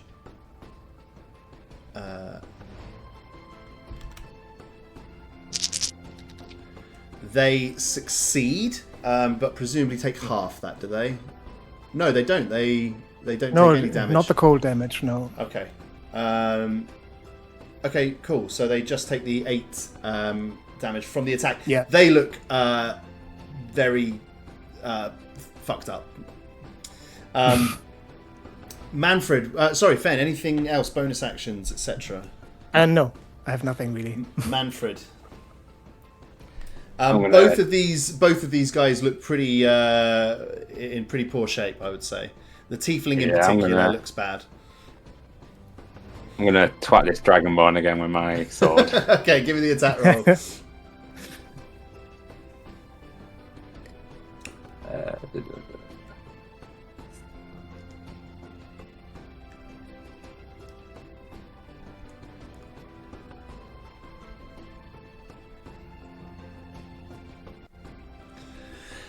19 hits. The attack rolls have been superb. Barely. I don't think any of you have missed an attack roll. 7. This is on the Dragonborn, right? Let me double check my notes. Great. You take a swing at this Dragonborn, and this time your scimitar whistles through the air as it comes down. Blam! And you just watch this guy drop dead in front of you, just blood gushing out of his side.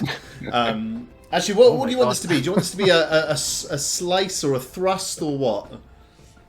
I just full on, like, and then while I'm doing it, I'm shouting, "This is for Sir Feathers!" Just straight through, like the head, just head clean off. Amazing, decapitated. Drops, head goes flying off, blood spurts out of the neck stump, the body drops to its knees and just collapses in front of you. Incredible. The remaining tiefling looks absolutely terrified. Let me get rid of this person. Anything else on your turn, Manfred? am I able to sort of hide behind Melphamine a bit and between Fen as well, just to kind of get out of the way a bit? Because I'm pretty battered up, hold that You up and bloody of course. cowards. Yeah, you can move to the back of the scene. Yeah. What I will I'm say, hurting a bit. what I will say is this tiefling remaining, who's been casting Ray of Frost at you, sees this unfold and turns and is going to try and escape. Now I completely leave it up to you as to whether you are going to pursue, but they are going to use the dash action and they are going to leg it up this alleyway ahead of you, and I leave it up to you as to whether you want to continue this fight or whether you regard this as the end of the initiative. Melpamine has one more thing, but I'm gonna wait because it's not quite my turn yet. Well, that is the end of their turn, so it is Melpamine's turn. Okay, then I will also take the dash action, because I can bonus action that, and cast Suggestion on the tiefling. Yeah. You suggested a course of activity in no more than 25 words. So I'm gonna say, stop fighting. You will give us the stolen neckerchief and leave peacefully with your child, who you will reprimand for stealing. Under Do they have to 25 words. succeed on a saving throw or something? Yeah, wisdom 13. Cool. 13 wisdom to be. Let's find out. Let's find out. They fail. Yeah! Nice. Nice. This you see this tiefling in a bit of a daze, kind of look round and just like, I'll do it. Melphamine, is that the end of your turn? Yeah, that's all I got. Fen, do you intend to kill this person, or are you happy to let them No, I'm escape very with their happy life? with this outcome. Okay, cool. In that case, we will come out of initiative, and that is the end of that. You find yourselves in this in this alley, street, whatever you want to call it, kind of slightly opened out area. And as I put your tokens back where they belong, you can sort of see this tiefling just like look mournfully back at the bodies of their friends as they wander indoors and go and gather their child.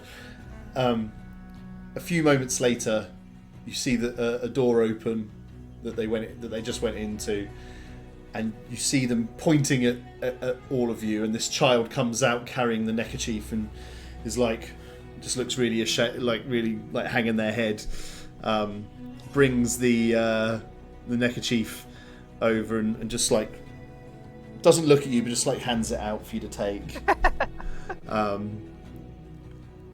And that's the end of that. Now the other thing that's that you observe is there's a few people who've been watching this. You know, there's people like hanging out of their windows. Really? And what do you want to do, if anything? Like, are you guys just turning on your heels and leaving? Or are you gonna like tell them to say anything to these watching spectators? Yeah, I shoot to my stern look, like, if you tell on us, sort of that sort of thing. All right, give me an intimidation roll, Manfred. Why not? And we'll see how this generally affects the crowd. Oh yeah! Come on. You see people like pushing their windows shut and like, and just like, they obviously mean business. So I think, an interesting thing may have happened here in that you kind of ended up in this unexpected fight that some might argue, Manfred, you kind of walked yourself into. But the impact of this is that maybe you've gained a little bit of a reputation in Southside. How that will pan out remains to be seen. But there were several witnesses to you guys fucking up and killing 3 toughs. Street toughs. Harder battles in your future, I'm sure. But, these are the guys that were pretty, people that would come out in the street and duff you up. They were quite happy to kill you, right? And what also remains is, of course, a tiefling parent. As the child goes back in, you see that they spot the bodies in the street and go, "Mummy, what happened to Daddy?" That's that. As they go back indoors, they just usher the child indoors and shut the door. That's going to be a tough conversation, no matter what, deserved or otherwise. Right, folks, I think we should take a quick comfort break there.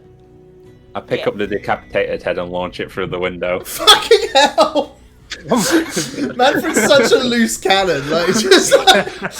So you're picking up the head of this kid's decapitated father, yeah? Just to clarify. I throw it through the window, yeah. Fucking beat it and it flies through the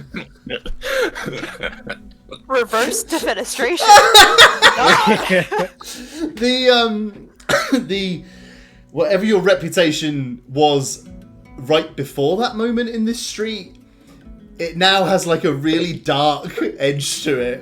People are like, this guy is a fucking psycho. This guy. If this guy says he wants his neckerchief, you give him his fucking neckerchief, okay? I don't know what happened because on my character sheet, one of my personalities was wholesome, and I don't know where that's gone. Bailed. Sometimes these things just come out with the wash. As you're playing a character, you get more of a feel for them, and I think what we're feeling is that Manfred is a bit of a live wire. Incredible. What was I going to say just quickly before we break? Oh yeah, so Sir Feathers had been wearing the new neckerchief that Midnight Blue gave to him, but you now have the red one back. What's the sartorial choices for Sir Feathers looking like now? We'll go red for now, but I guess it depends how it's feeling. Okay, so you change out all on Sir Feathers. You change out the Midnight Blue one for his original classic Sir Feathers 1.0. Retro Feathers, yeah. Sir Feathers classic. Okay, cool. Right, I think we should take a comfort break for a few minutes. Let's. I'm going to drop off the Discord call for a sec and put the stream on BRB. So come back in a few moments and we will pick things up. The surveying the scene. One decapitated dragonborn, 2 a gnome and a tiefling who have kind of just succumbed to wounds, lie dead in the street. The street seems quite terrified of you and now regards Manfred as some kind of just psycho killer. What is the reaction of Melpomene and Fen watching Manfred? The fight is won. Melpomene has sort of managed to diffuse the situation. Somebody's got away with their life. You've got the neckerchief back. You've achieved all your goals. What is the reaction of Melpomene and Fen watching Manfred then just take a severed head and beam it through someone's window in a show of further intimidation? I think that Melpomene is trying to come up with a rhyme for reverse defenestrate. Because the word for throwing something out of a window is defenestrate, but I don't know the word for refenestrate. Yes, I'm actively trying to write a song about it right now. Okay, amazing. Fen, what's your thought process watching this guy who you kind of know a little bit as well, right? Has he always been like this? No, definitely not. Jintberry, I've never seen that kind of behavior. I mean, I've usually seen him from afar growing up and all that, but... I quite like the idea. I think, we don't... It's a fine line to tread this, but I do quite like the idea that Manfred has, been this quite reserved guy in Jintberry the whole time, and now just out on the road for the first time is just, a complete wild card, and letting his hair down, and now you've no idea what to expect, Oh yeah, definitely seeing a different side to him. Yes. He'll pursue a blood vendetta over a neckerchief. Well, when you put it like that, amazing. Right, so you were on your way to the Slithalium. Would you like to resume that journey, or is there anything else you'd now like to do following this? I think we should probably head down there now. Now we're Okay. sorting my let's get business out of out. We this should alley, please. get on with our main thing. Before we go, I'd like to take a perception check to see if anybody from Bertha's group saw us do that. Yeah, incredible. Yeah, give me a perception check.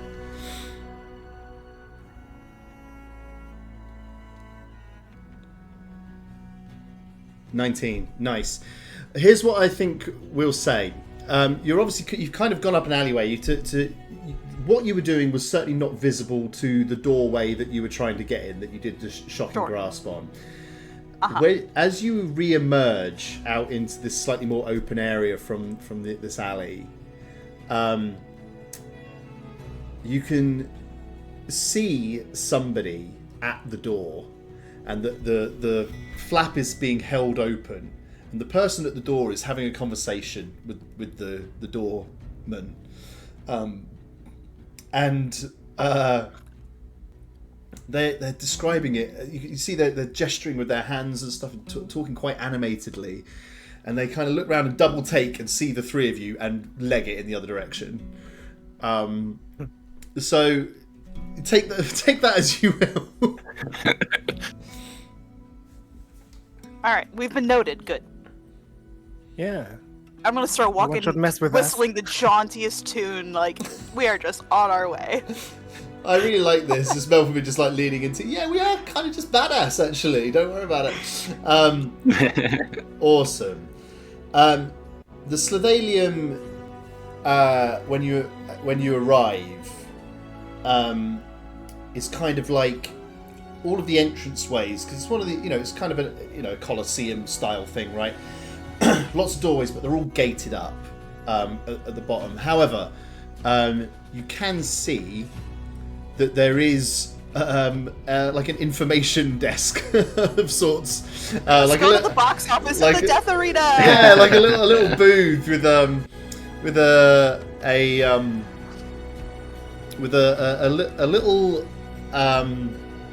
little halfling sat on a stool behind this booth that's built into the Slithalium.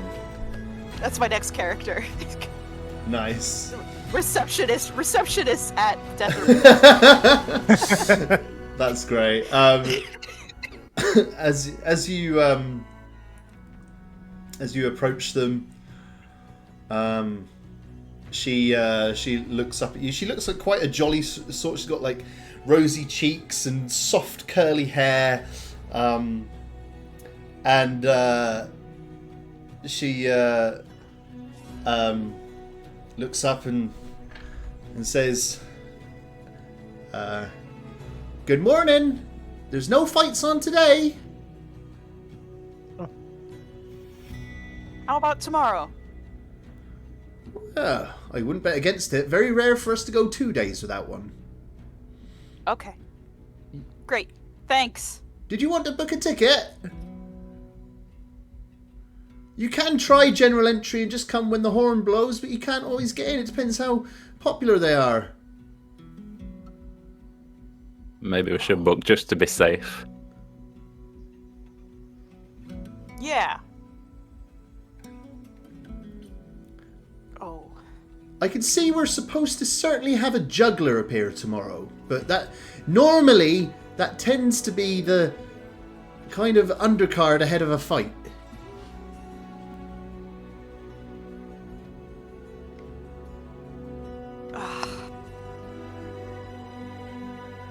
No, we'll make the bet on if we can get in or not. Suit yourself. Trying to be frugal. Ah, yes. Got to mind those pennies. This is suit yourself then. Is there anything else I can help you with?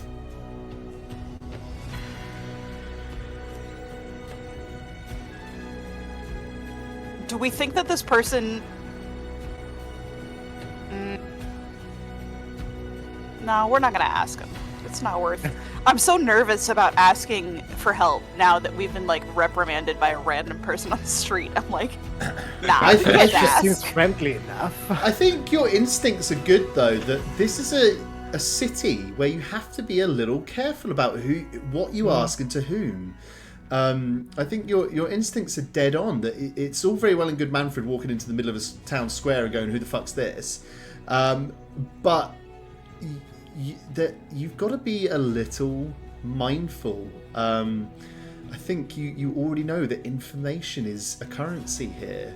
Asking the wrong question for the wrong person could land you in trouble. Yeah, I think I'll just go. No, thanks. We'll take our chances, and fuck.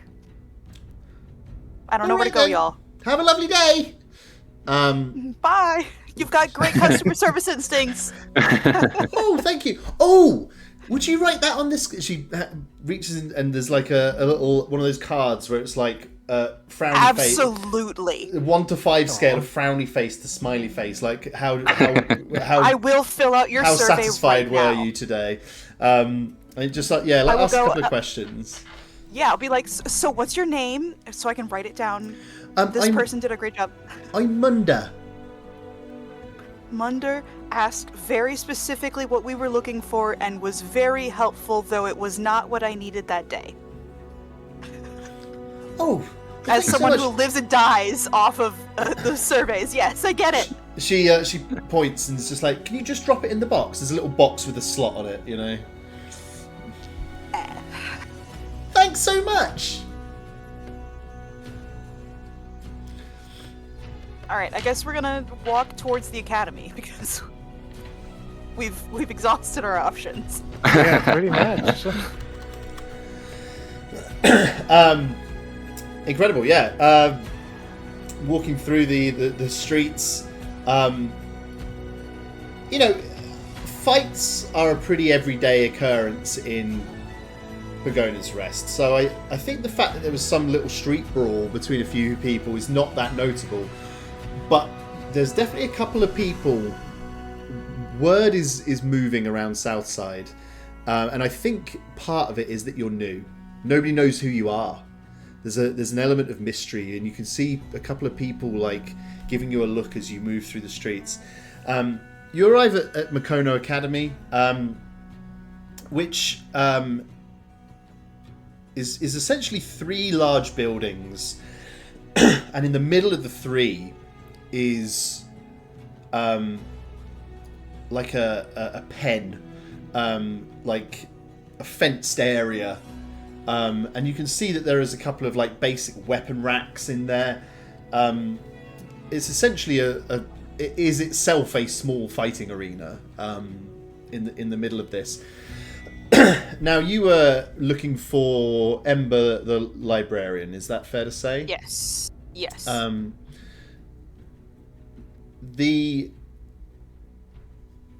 There is a I'm trying to remember if you were told by Midnight Blue what race Ember is. Great question. I can't recall either way. It doesn't hugely matter. It's just whether or not you are likely to be able to pick out this person by sight or not, or at least. No, I was just told the librarian Yeah. at Makono Academy.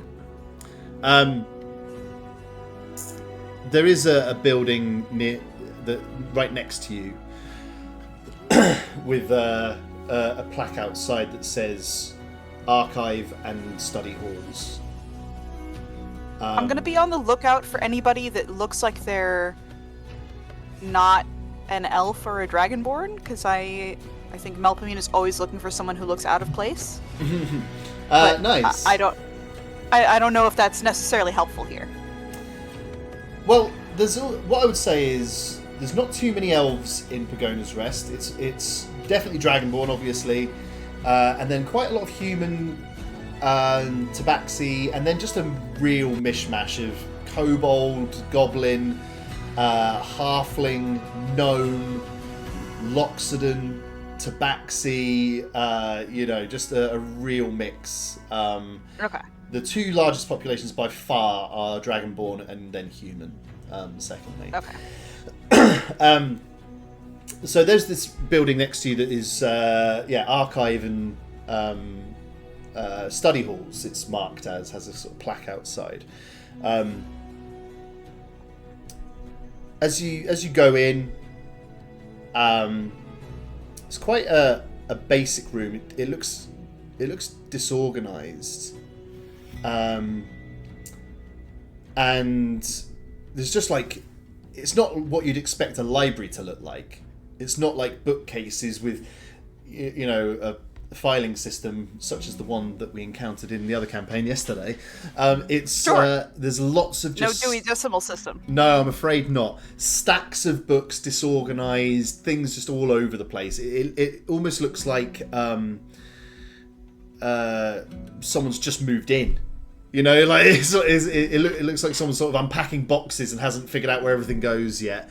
Quite a large room, and there's a few tables, and the tables are buried in papers and books, and there's just a very disorganized space. There's a few people around. There doesn't appear, there's not a very kind of evident, not like a front desk or something like that. So it's just, there's a few people sitting at tables reading or writing, and a couple of people just walking around. One person searching through a pile of books trying to find something. But none of these people do any of these people look like archivists, for lack of a better word, like dedicated Give me a perception roll. researchers? Okay.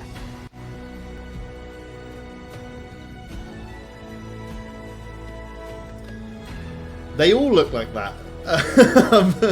Everybody in here kind of looks like quite a studious person. Okay. Damn. I don't know. Does anyone else in the group have thoughts?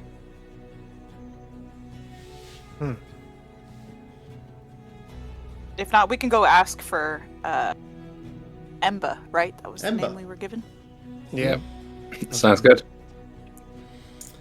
So you're just going to grab like the nearest person kind of thing. Be like, hey, we were told to ask for Emba. At least we know they're not a vice lord or anything, so that's nice. Yeah, that's true. The nearest person to you is someone just like picking through a load of books, trying to find one that they're looking for in this disorganized pile. Sort of just like, that's not it. Where is it? And this Dragonborn looks up. Ember, yes. Points at the one with the big ears. Points out a Loxodon sitting at a table across the other side of the room. And they just go back to whatever it was they were doing.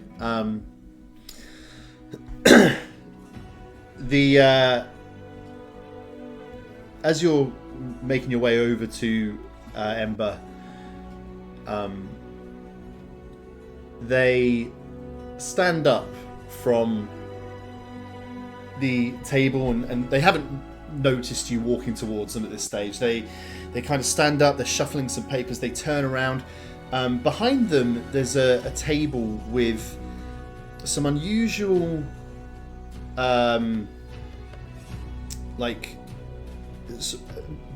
instruments, like brass instruments that you can see would be used to measure something, though. Everybody give me an intelligence check. Let's see if anyone... it's going to be a tough one, though. Say a DC 18 for a bit of recognition. Oh, Manny. Shit. Manfred, I think you, from your past life in Jimpery, you spot a device on the table that you know is a device used to measure air pressure. It's actually something that you used to use sometimes in Jimbri, because it would be something you'd use to kind of get a feel for what the conditions were going to be if you were heading out on an expedition or something. So it's something that's used to measure the kind of the air pressure. And this Loxodon has stood at the table with their papers and is looking at the instruments, almost like looking to find the right one. Picks something up and starts scribbling notes of various things as you approach. So he's not sure how to use it. Is that right? Yeah. What's What that? he's saying is the guy with the thing on the table is learning how to use it. Is that right? They are looking. They just seem to be taking notes about something to do with that. It's probably as much as you can see. Okay. As you can see, they're using these instruments for something. Oh, okay, yeah. I sort of head over and sort of tell him what it is and ask him if he needs any help with it. They turn and go, help? No, I know how to use it. Thank you. That's very nice. I already know how to use this.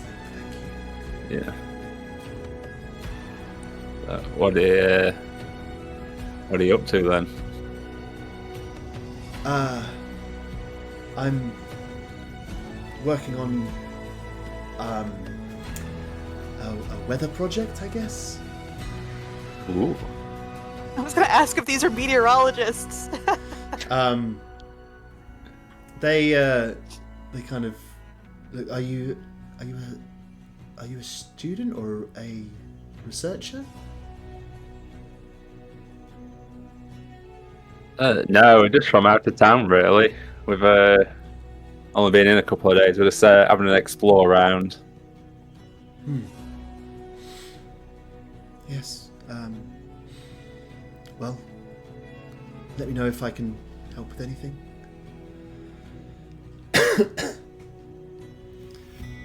They're so offended.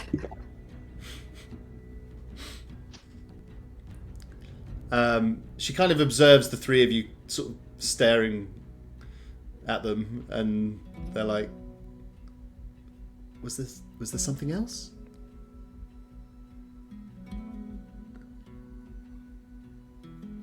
Are we like in a lab right now? Is that what? It's this is not a library in a traditional sense. This is I think lab would be overstating it, but it is a place of research. Yeah. We're looking for Emba. Did not mean to cause any rudeness. No, I'm Ember. You were looking for me? Ah, yeah. Wait. We were given notes on what to ask. I believe that Midnight Blue recommended you seek out Ember Melpomene because they might be able to help you with your history stuff. Ah, okay. Then I'm gonna go full hyperfixation and info dump onto this person and hope it doesn't backfire too bad. So yeah, you kind of regale Ember with the tale of Midnight Blue, kind of recommending that you seek them out, and they just like shake their head and like, a librarian. Midnight Blue encounters somebody who's read more than 3 books and assumes they work in a library. I am not a librarian. I'm a researcher.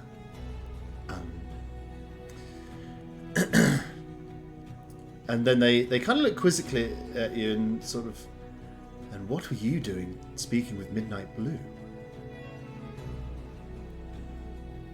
Well, we were delivering a letter. And I asked about stories, as I do, and was directed to you. Understand. Well, yes. I mean, you're welcome to peruse the archives anyway, but you were hoping that I could perhaps share something in particular? Some of my wisdom, as if you like? Whatever you're willing to share, yes. This city. You know, you come to Pagona's Rest and you tell yourself you're going to be different and you won't become one of these people where every favour has a price. And yet, here I am about to ask you one. I would love to discuss the history of the region. Nothing gives me greater joy in this world. I'm a little preoccupied because my research partner, I was expecting them back a few days ago and they haven't returned. So I'm sorry that I'm asking this and putting a price on information that I would normally enthusiastically give. But I wondered if you would perhaps go and find him. Sure. We're looking for direction right now. So this is great. I'm going to be real upfront with this lady. They're like, honestly, you'll probably learn a thing or two along the way anyway.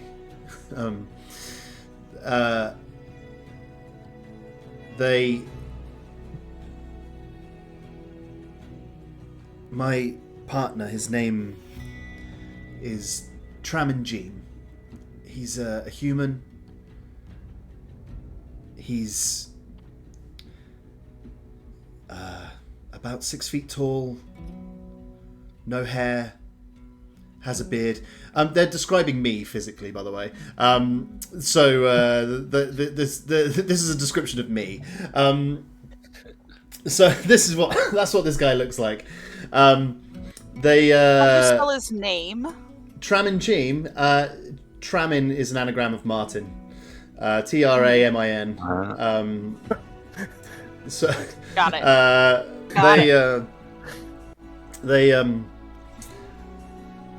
So they give a physical description and explain that, well, we've been working on a weather project, and he went to take some measurements up river, and I thought he would be back about 3 or 4 days ago, and normally I wouldn't panic, but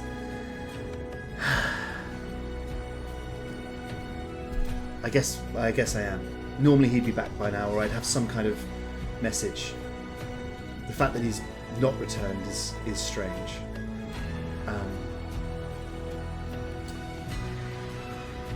My only guideline is to follow the river. He was supposed to be keeping close to the river and taking measurements along the river. So that's all I can really suggest. If you reach the river's source in the hills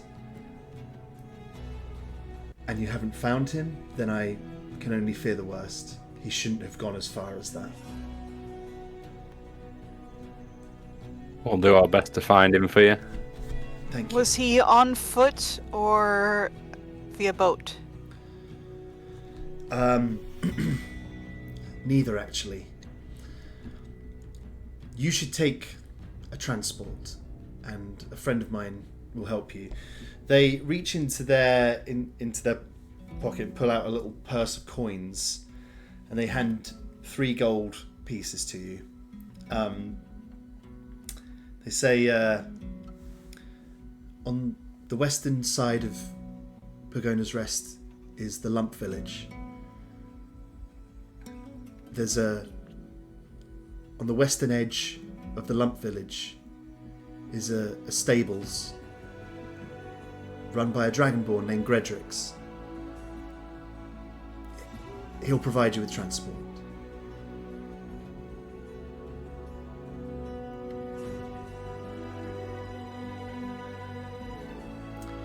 They give a wry smile, and this is a serious issue for them, obviously, but they sort of allow themselves a little chuckle, and they look at you, Melpomene, and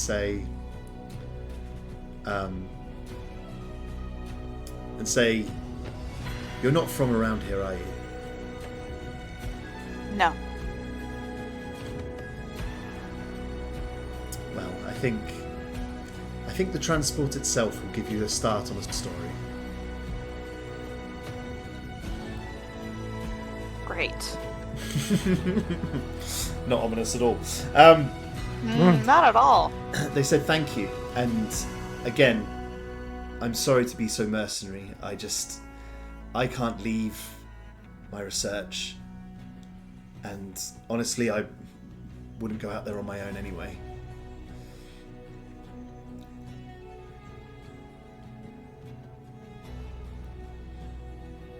Okay. Well, we will do our best to see your colleague returned safely. Thank you. Good luck. Amazing. Is there anything else you want to do in the in this archive while you're here?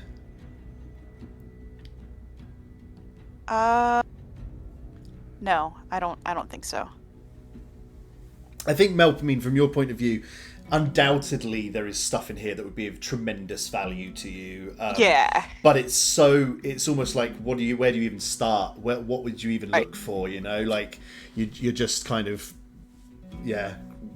grasping in the dark, basically. So, incredible. So, Ember has given you a direction to head to the Lump Village, which is outside of Pogona's Rest. The route there takes you through New Tisvelk, which is a district you've not been in yet. I won't, in the interest of sort of moving things along, New Tisvelk is broken down. It is by far the most dilapidated, nasty looking district you've been in. Compared to Southside and Tricorn, which are pretty nice looking really on the whole. The Dead Straits is compact and kind of busy and all kind of packed in together, which gives it a feeling that can be quite intimidating because there's a lot of people there and stuff. But New Tisvelk, the buildings are mostly in disrepair. It just has a bad feeling to it. With that said, there's kind of one major road that, as you can see, kind of intersects all the way through it and just runs east to west. And you seem to be able to walk through it undisturbed, certainly this time. Whether that will always be the case remains to be seen. Is there anything else while you're passing through that you would be interested to observe, or anything that you're kind of looking for while you're walking through this area? Are we on our way to go adventure? Is that what's happening? I assume so, unless there's anything else you want to do. No, I think that I would just want to maybe stop and see if there's... How much money do I have? We should stop at a potion shop before we leave town. Just... Okay. There's one in... there's actually one on the Makono Academy campus that you can pop into. What were you hoping to pick up there? Just, like, health potion, just to make sure that nobody dies. Yeah, so there's 3 potions of healing available in the store if you would like to purchase them. Probably 2 of them, depending on how much they are. Now you're asking. Potion of healing. Yeah, I actually don't know how much they are, so just... Assuming. Well, how that much money do you have on you? I have 25 gold. I mean, the standard D&D pricing is listed as 50 gold. Yeah, exactly why I'm asking. Now, look, above the table, I'll just say this. I have very little interest in running economy simulator, and Okay. I have very little interest in tracking gold and stuff like that. Alright. To me, it's not interesting and is not time well spent, like spending a load of time in a shop. Great. I prefer to kind of go on vibes. You've got a wealth profile of sorts, right? I'm going to say that you can afford 1 potion of healing then. Great. And you've got a little bit left over, you know? Yeah, I just hate being unprepared, so... So you pick up 1 potion of healing. Am I right if Melpomene, you must have a healing spell, right? You've got Cure Wounds or something? I have Healing Word. Healing Word, and I think... I have Cure Wounds. You have Cure Wounds, and does Manfred as well? Okay, so we're not end of the world. I just want to make sure no one dies. Of course. I'm just looking... Manfred, I can't... Where are your spells? Yeah, I don't have anything that heals. No, you don't, do you? Okay, no worries. Gosh, all right, no 50 problem. gold. So you do have a couple of outlets, you know.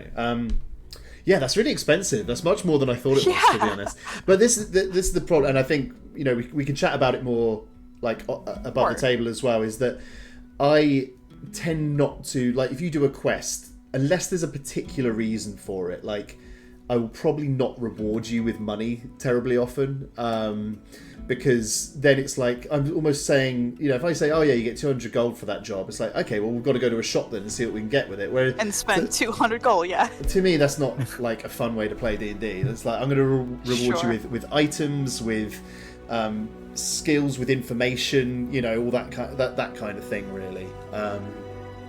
But so all I would say is, if you want to buy something, just let's talk about it, and we'll decide whether or not we think you are wealthy enough to afford it. Basically, if you say I want to get a fucking flaming great axe that deals an extra 20 damage, no, you don't have that. No, but yeah, but if I'm it's not like that rich. if it's like I want to buy some clothes, or and usually because there's a particular reason to do so, probably, right? Like you want to disguise or something. I don't know, you know, that kind of thing. Anyway, cool. So yeah, you've picked up a potion of healing, no problem. Is there anything else that anybody wanted to... Fen, was there anything that you wanted to look at or think about as you're walking through Southside and New Tisfelk? I mean, I still have those tea leaves. I don't know if I occasionally maybe look out for something like an apothecary or a herbalist who could maybe help identify them. Cool. But it's not something I would go out of my way of. I would just look around and see if there's anybody. All right, so shall I holler at you if I think you've passed something like that? Yeah, that would be nice. I think let's do it in the. I think in the Lump Village, actually, as you come outside the gates of Pogona's Rest, you exit through the west gate from New Tisfelk. You get some weird looks walking through New Tisfelk, just like. I don't think you get the impression that the news has reached New Tisfelk from Southside about your exploits this morning. I think you get the vibe this is just what everyone does. It's like walking into a bar that's always got the same regulars in it, you know, and the door opens, it's someone they don't recognise, and like the record scratches on the jukebox, and everyone sort of like turns to look at you.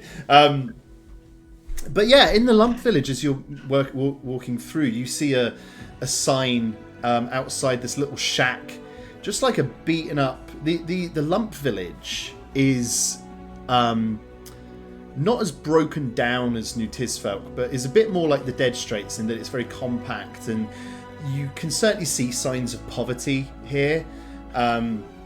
There's just like this kind of hovel with a very rudimentary sign. It's just a wooden board propped up against the wall and like crudely painted on. It's like remedies and herbs and remedies here is up against the is on this sign against the wall. Yeah, excellent. So you go, you enter, and there's there is a tabaxi who is it's one of these doorways that's just like a curtain of beads, you know, that you go through the doorway,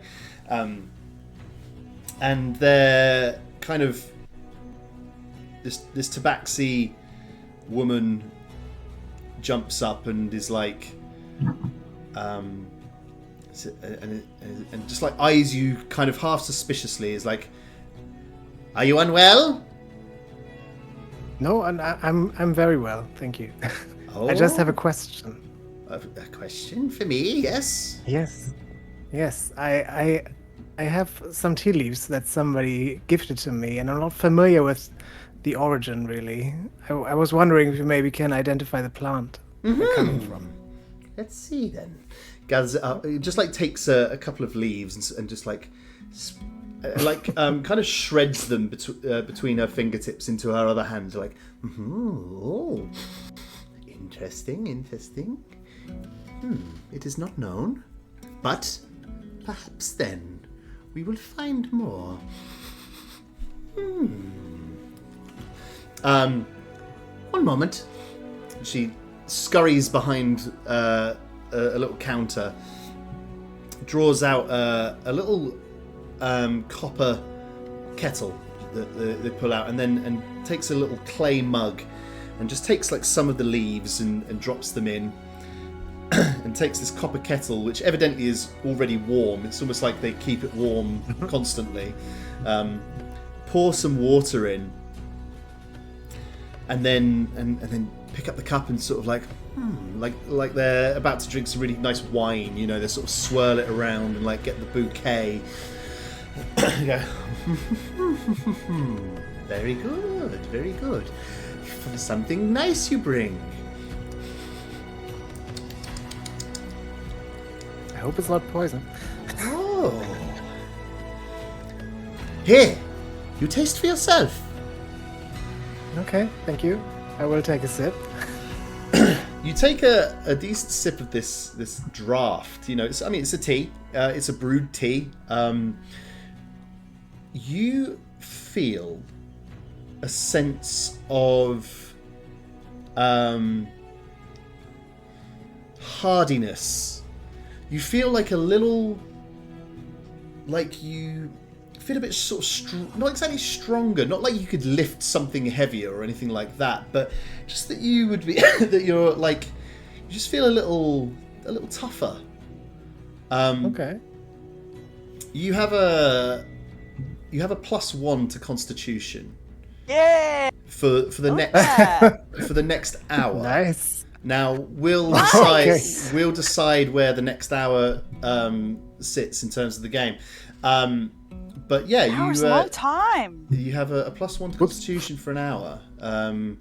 Okay. She sort of like, and then she points at the rest of the bag. She goes, "You are selling?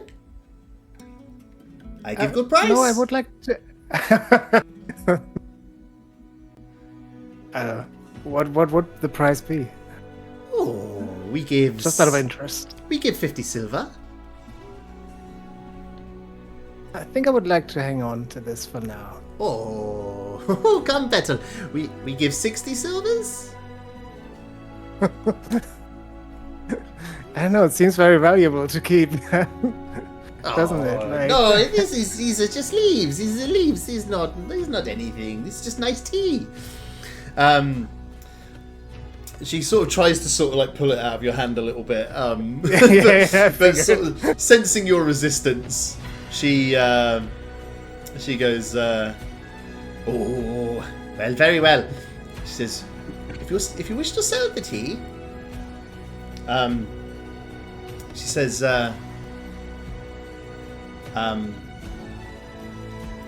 "You come see me. Smells like stones.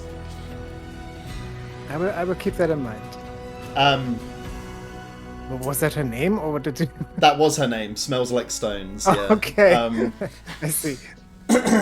She looks at Melpomene and Manfred. You are sick? Nope. Oh. No, I'm all good. Too many healthy people Thanks in for here. trying. Go, go, go. Shoo, shoo. This place is for sick people. I will make my way outside. Making my way. Downtown. Good. So we have learned that you carry with you now. I think in terms of quantity, I'm going to say that you are carrying enough for 4 doses, if you like, of this. Okay. So you are carrying That's a 4 lot. doses that gives you a +1 to Constitution for an hour. So it's it's pretty handy. That could come in handy, and I guess in terms of guidance, obviously it's completely up to you, but in combat that will for sure be useful. Now the only thing is, Of course. it appears to be needed to be brewed, like combined with water. Now you can produce water, so that should be simple, but just something to keep in mind. Yeah. Got it. Cool. So you're heading through the Lump Village, and you make your way, and quite readily visible is this kind of stables looking building. It's signposted as well, and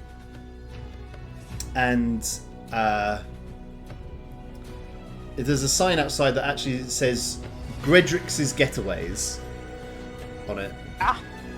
This is where we're looking. And you kind of make your way inside, and there's a Dragonborn, and he's kind of in conversation with a customer already, and you kind of catch the tail end of this conversation as he says, the Dragonborn says, "If I drop my prices any further, I won't be able to eat. It's 1 gold piece for the rental of one of the beasts. Take it or leave it." And you see this figure, a human, just like throwing a tantrum, just like, "Oh, well, fine, I'll walk, and I hope you're happy with it to be on your conscience when I found in the middle of the desert. I won't lose a wink of sleep over it. Fine." And this person just storms past you on the way out and stomps off somewhere. You see this Dragonborn just like, "Yes."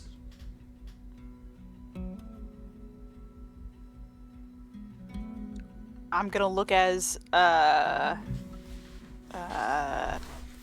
unassuming as I don't even know. Just looking unassuming, but I'm gonna let the other 2 talk first.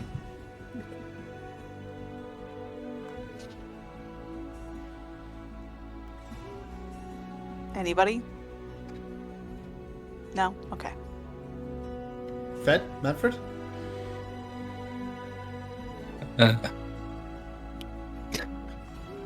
We're all just like, okay, and we need to move. Okay, we're here for transport, yeah? Yeah. Alright. Then let's... Where are my notes?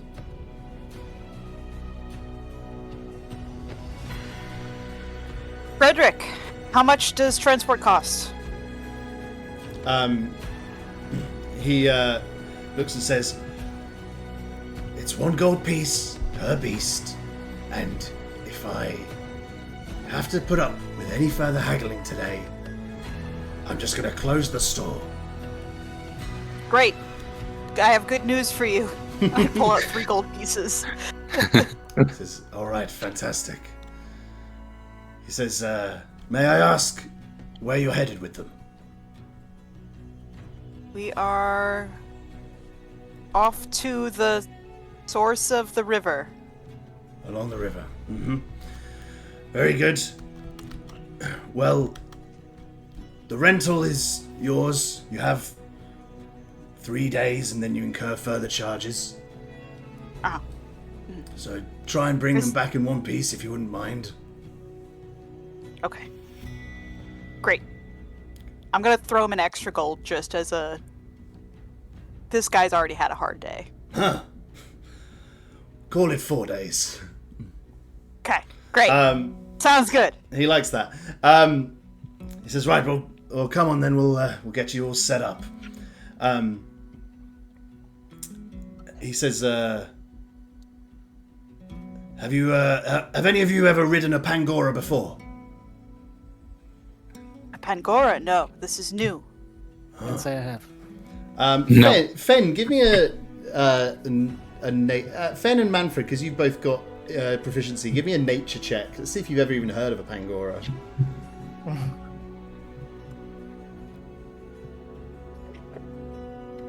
Oh, apparently I have.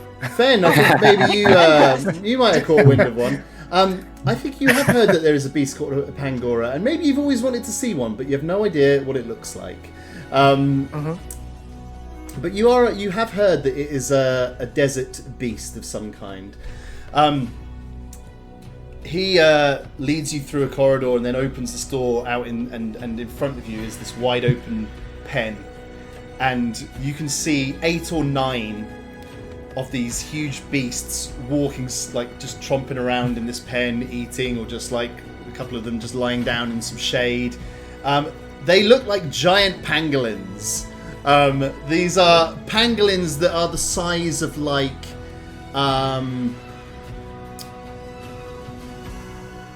what would they be the size of? Like a not as big as like a horse, definitely not like a horse. Maybe like the size of like a Shetland pony, you know, like a little pony. But they're a giant pangolin. And this is what what this guy brings you out to. He goes, right, we'll set you up with, and he kind of just like as he's walking out there, he's kind of they're all wearing like they've all got like reins and bridles attached, and he says, right, I'm so happy. We'll get you set up with these 3. Where are my notes? It's like the sand seals. It's just like the sand seals. Good call. Yeah. He says, this is Flake, Whisper, and Boost. And he so just hands What was the first one's names? It was Flake, Whisper, and Boost. And he just like hands each of you a set of reins. He says, feel free to give them a little pat. They don't bite. Unless threatened, of course. He says, just take them by the reins and lead them over. We can begin the rapport process right away. Right. He takes you over to where there's this like station, this building across the other side of the pen, and begins getting them set up. And yeah, sure enough, they have like a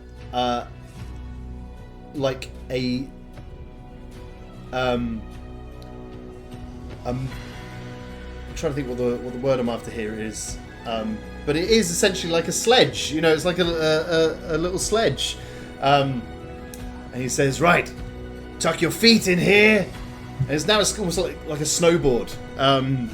You know, he's like, "You tuck your feet in here, hold on tight. They do go pretty fast." Oh my god. He's like, they should respond to commands. Just hold on tight and make sure if you're giving a verbal command, do it with confidence. They like that. He says, is there anything else you need to know?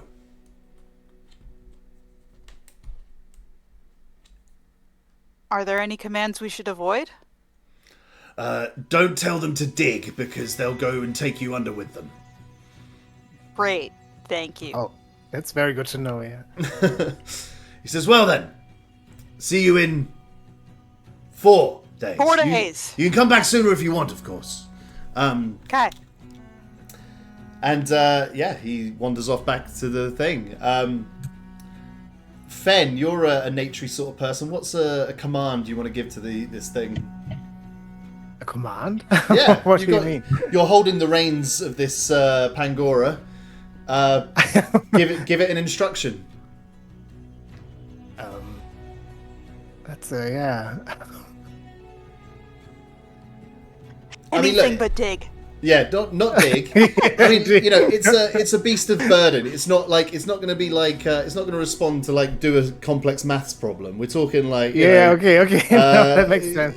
I guess I'll just try ho. Ho, There we love go. it. You give a crack on the reins and ho, and this thing boom darts. And in fact, give me a dexterity saving throw. Of course.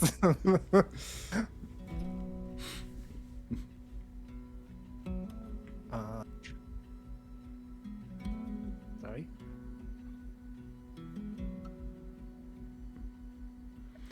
Yeah, that'll do.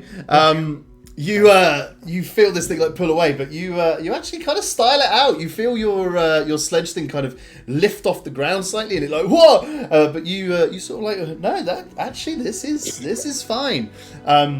It starts just like kind of running in circles, staying within the area. Manfred, what command do you want to give to your Pangora? I'll go into sing, so he sort of belts out like his sound he makes as we're going along. This is to try and make it go in the first instance, is it? Yeah, so sort of, I don't think I'd describe it. Yeah, sort of just let's. Are we talking like just sort of, a loud, clear note, like a "let's go" sort of thing? Is that what we're going? Yeah. Okay, nice. Yeah. It gives a little shuffle and then wham, off it goes. Give me a dexterity saving throw.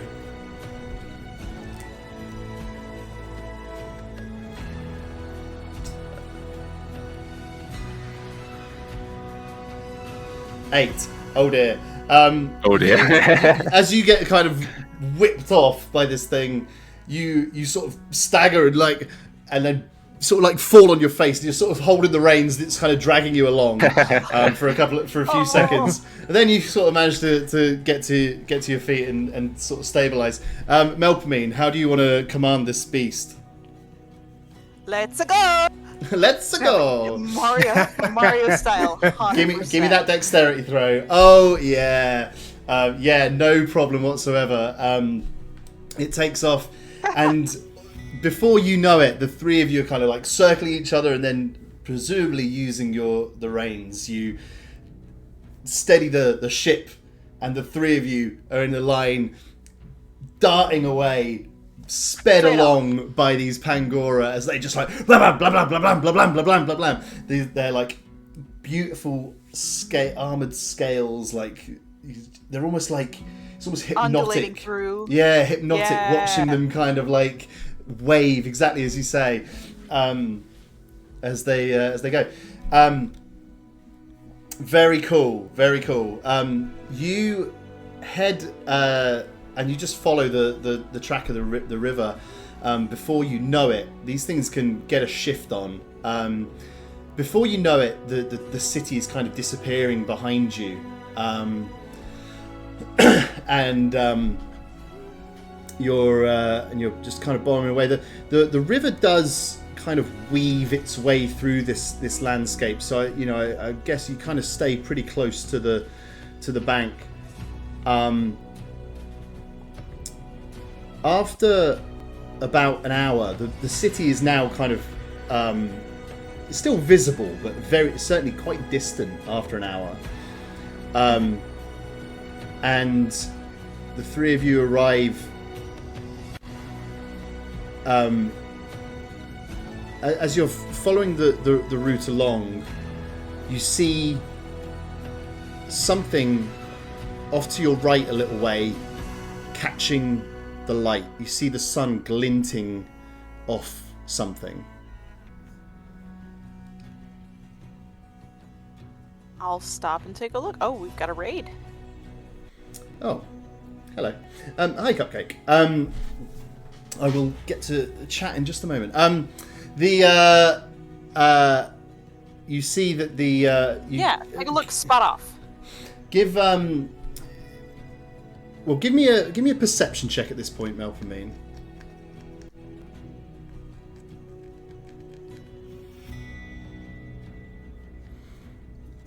Oof. I'm having too much fun. From this distance, you can't make out what it is.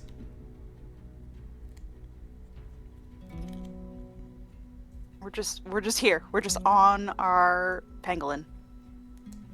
So yeah, you can. This thing's quite a distance off, I should say. By the way, it's like you can see this from like a good half a mile away. So you're trying to spot what it is from. I'm trying to look quite a distance, but you can't make it out from that distance. So it's a question of. No worries. Fen, Manfred, do you want to go closer to it?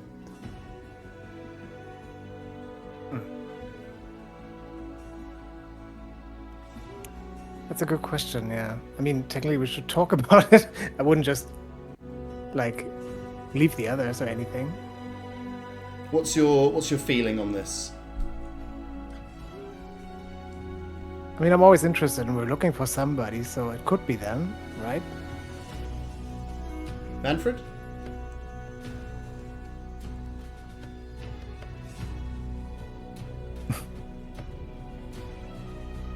Thoughts?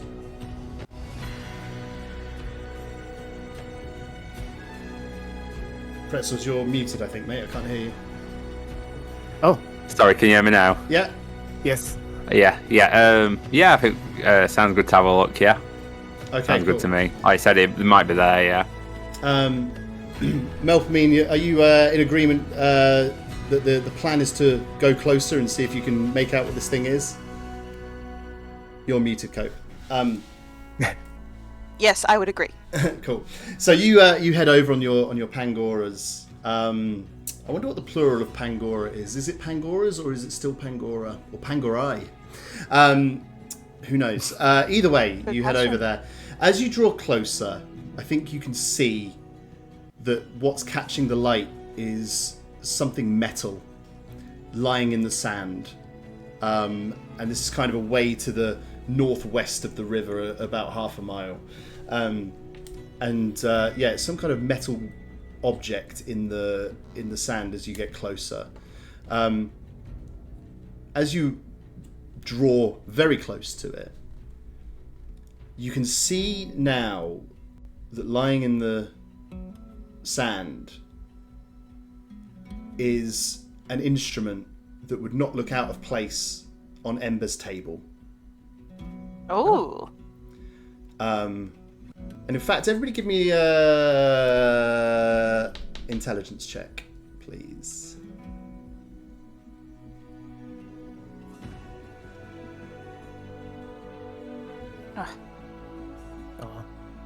Nat 20 for Manfred. Nice. That's been really lucky for today. Manfred, it was you, Manfred, that kind of identified Ember's machinery that they were working with. And so again, you spot this and in fact, on a nat 20, I think you can even identify what this object is. It, from appearance, it kind of looks like a divining rod made of metal with a kind of gyro sphere attached to it. You recognise that this is a device called a virometer. Virometer. This is a virometer. I don't think you necessarily know exactly what this is for, but it certainly again is a machine that is utilised for sort of weather-based measurements. Specifically, it's something to do with water. Yeah, go ahead. Sorry. I was going to say I sort of informed the group that it relates to sort of the machine that Ember was working on, and I sort of say, the what's his name? The virometer? The guy who was searching for. Oh, Tramin. Tramelin. I sort of say, Tramelin must have definitely been around here somewhere. that definitely relates to what they're working on. Yeah, so If anyone wants definitely to looks give like me, it's been this way. if anyone wants to give me an investigation or a nature roll, you may do so. Investigation. I'll do it, nature. Yeah, same. I've got investigation, so we'll do.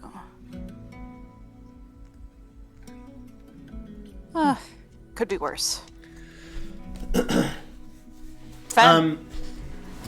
Manfred. That was a nature roll, yeah. Manfred. Well, Melpomene first. You look around and you can see that from this location,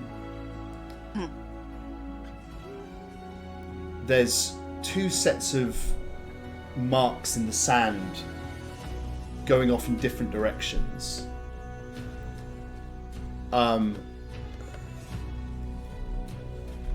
One of them is like footprints, and the other one is more like, kind of looks like maybe something being dragged. Manfred, you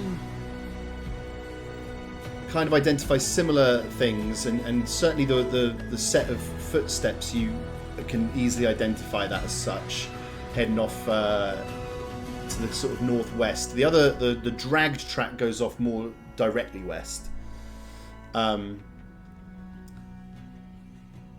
no, I've got my directions wrong. Sorry. The footsteps tracks goes southwest, and the drag one to the direct west.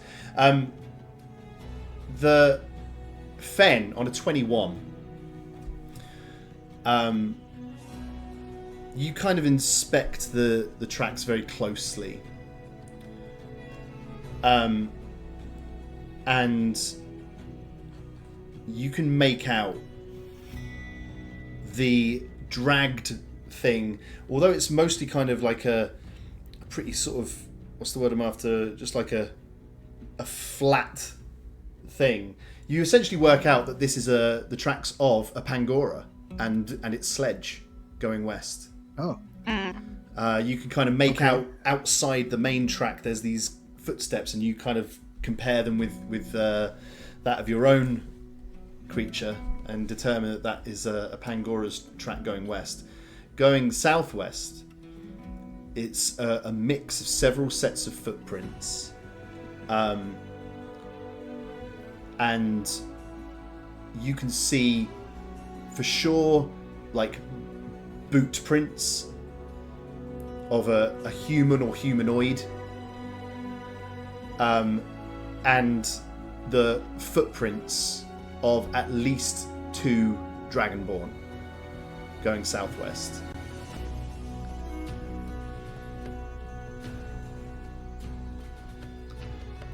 Fen, what's your instinct of where you should, what direction, which tracks to follow, I guess? Yeah. Well, probably southwest. I would say the footprint tracks. Yeah. The ones from the pangolin. No, what was it called? Sorry. Pangora. Angora. Yeah. And the 2 Dragonborn, wherever they went, yeah. I feel like the sled and the Pangora and the sled going direct west is our guy. I feel like he was being followed, maybe, but if it's just his footprints. Yeah. Well, what I was saying, so Then again, and to clarify, the footprints that you can see, there's at least 3 distinct set of footprints, including two Dragonborn, and then like boot prints of someone wearing footwear. And then, obviously, if someone was riding on their Pangora, you wouldn't see their footprints there because they'd be on the sledge. Yeah, of course.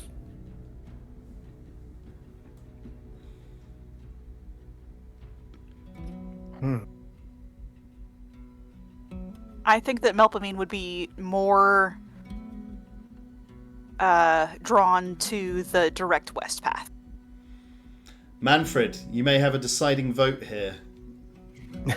Oh no.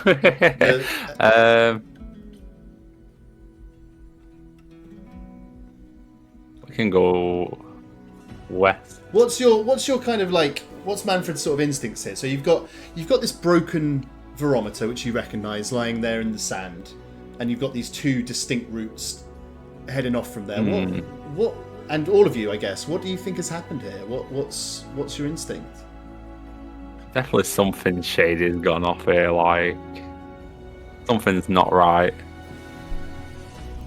Yeah, would I mean, agree. the first instinct is that he got mugged or something, or at least attacked. If there was a friendly conversation they were having, he wouldn't have dropped the barometer, I'm assuming. Yeah. Yeah, something's happened to cause him to drop that.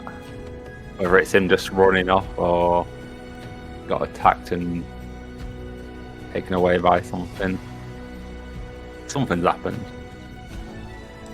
I agree, but the fact that we've been told that he's taken the same transport, so I would want to follow the same transport. Yeah. That makes sense. Yeah. That's fair, yeah. Yeah. All right. Westward bound you are then. The Indeed. great expanse of the Cindy Desert lies ahead of you. You climb back aboard your sledges on Flake, Whisper, and Boost. I love their names. Are you gonna take the barometer with you? Yes. Yeah. Yeah, that'd be a good idea. Pick up Yeah. the barometer, this broken barometer, and you give your ho singing and let's a go and wham, the Pangora whoom, off. No dexterity save required this time. You've got a grip to them now. The three of you Prepared go now, yeah. racing across the sand, following these tracks as best you can. And next time we convene, we will see where those lead. And that's where Where we'll it leave leads. things for today.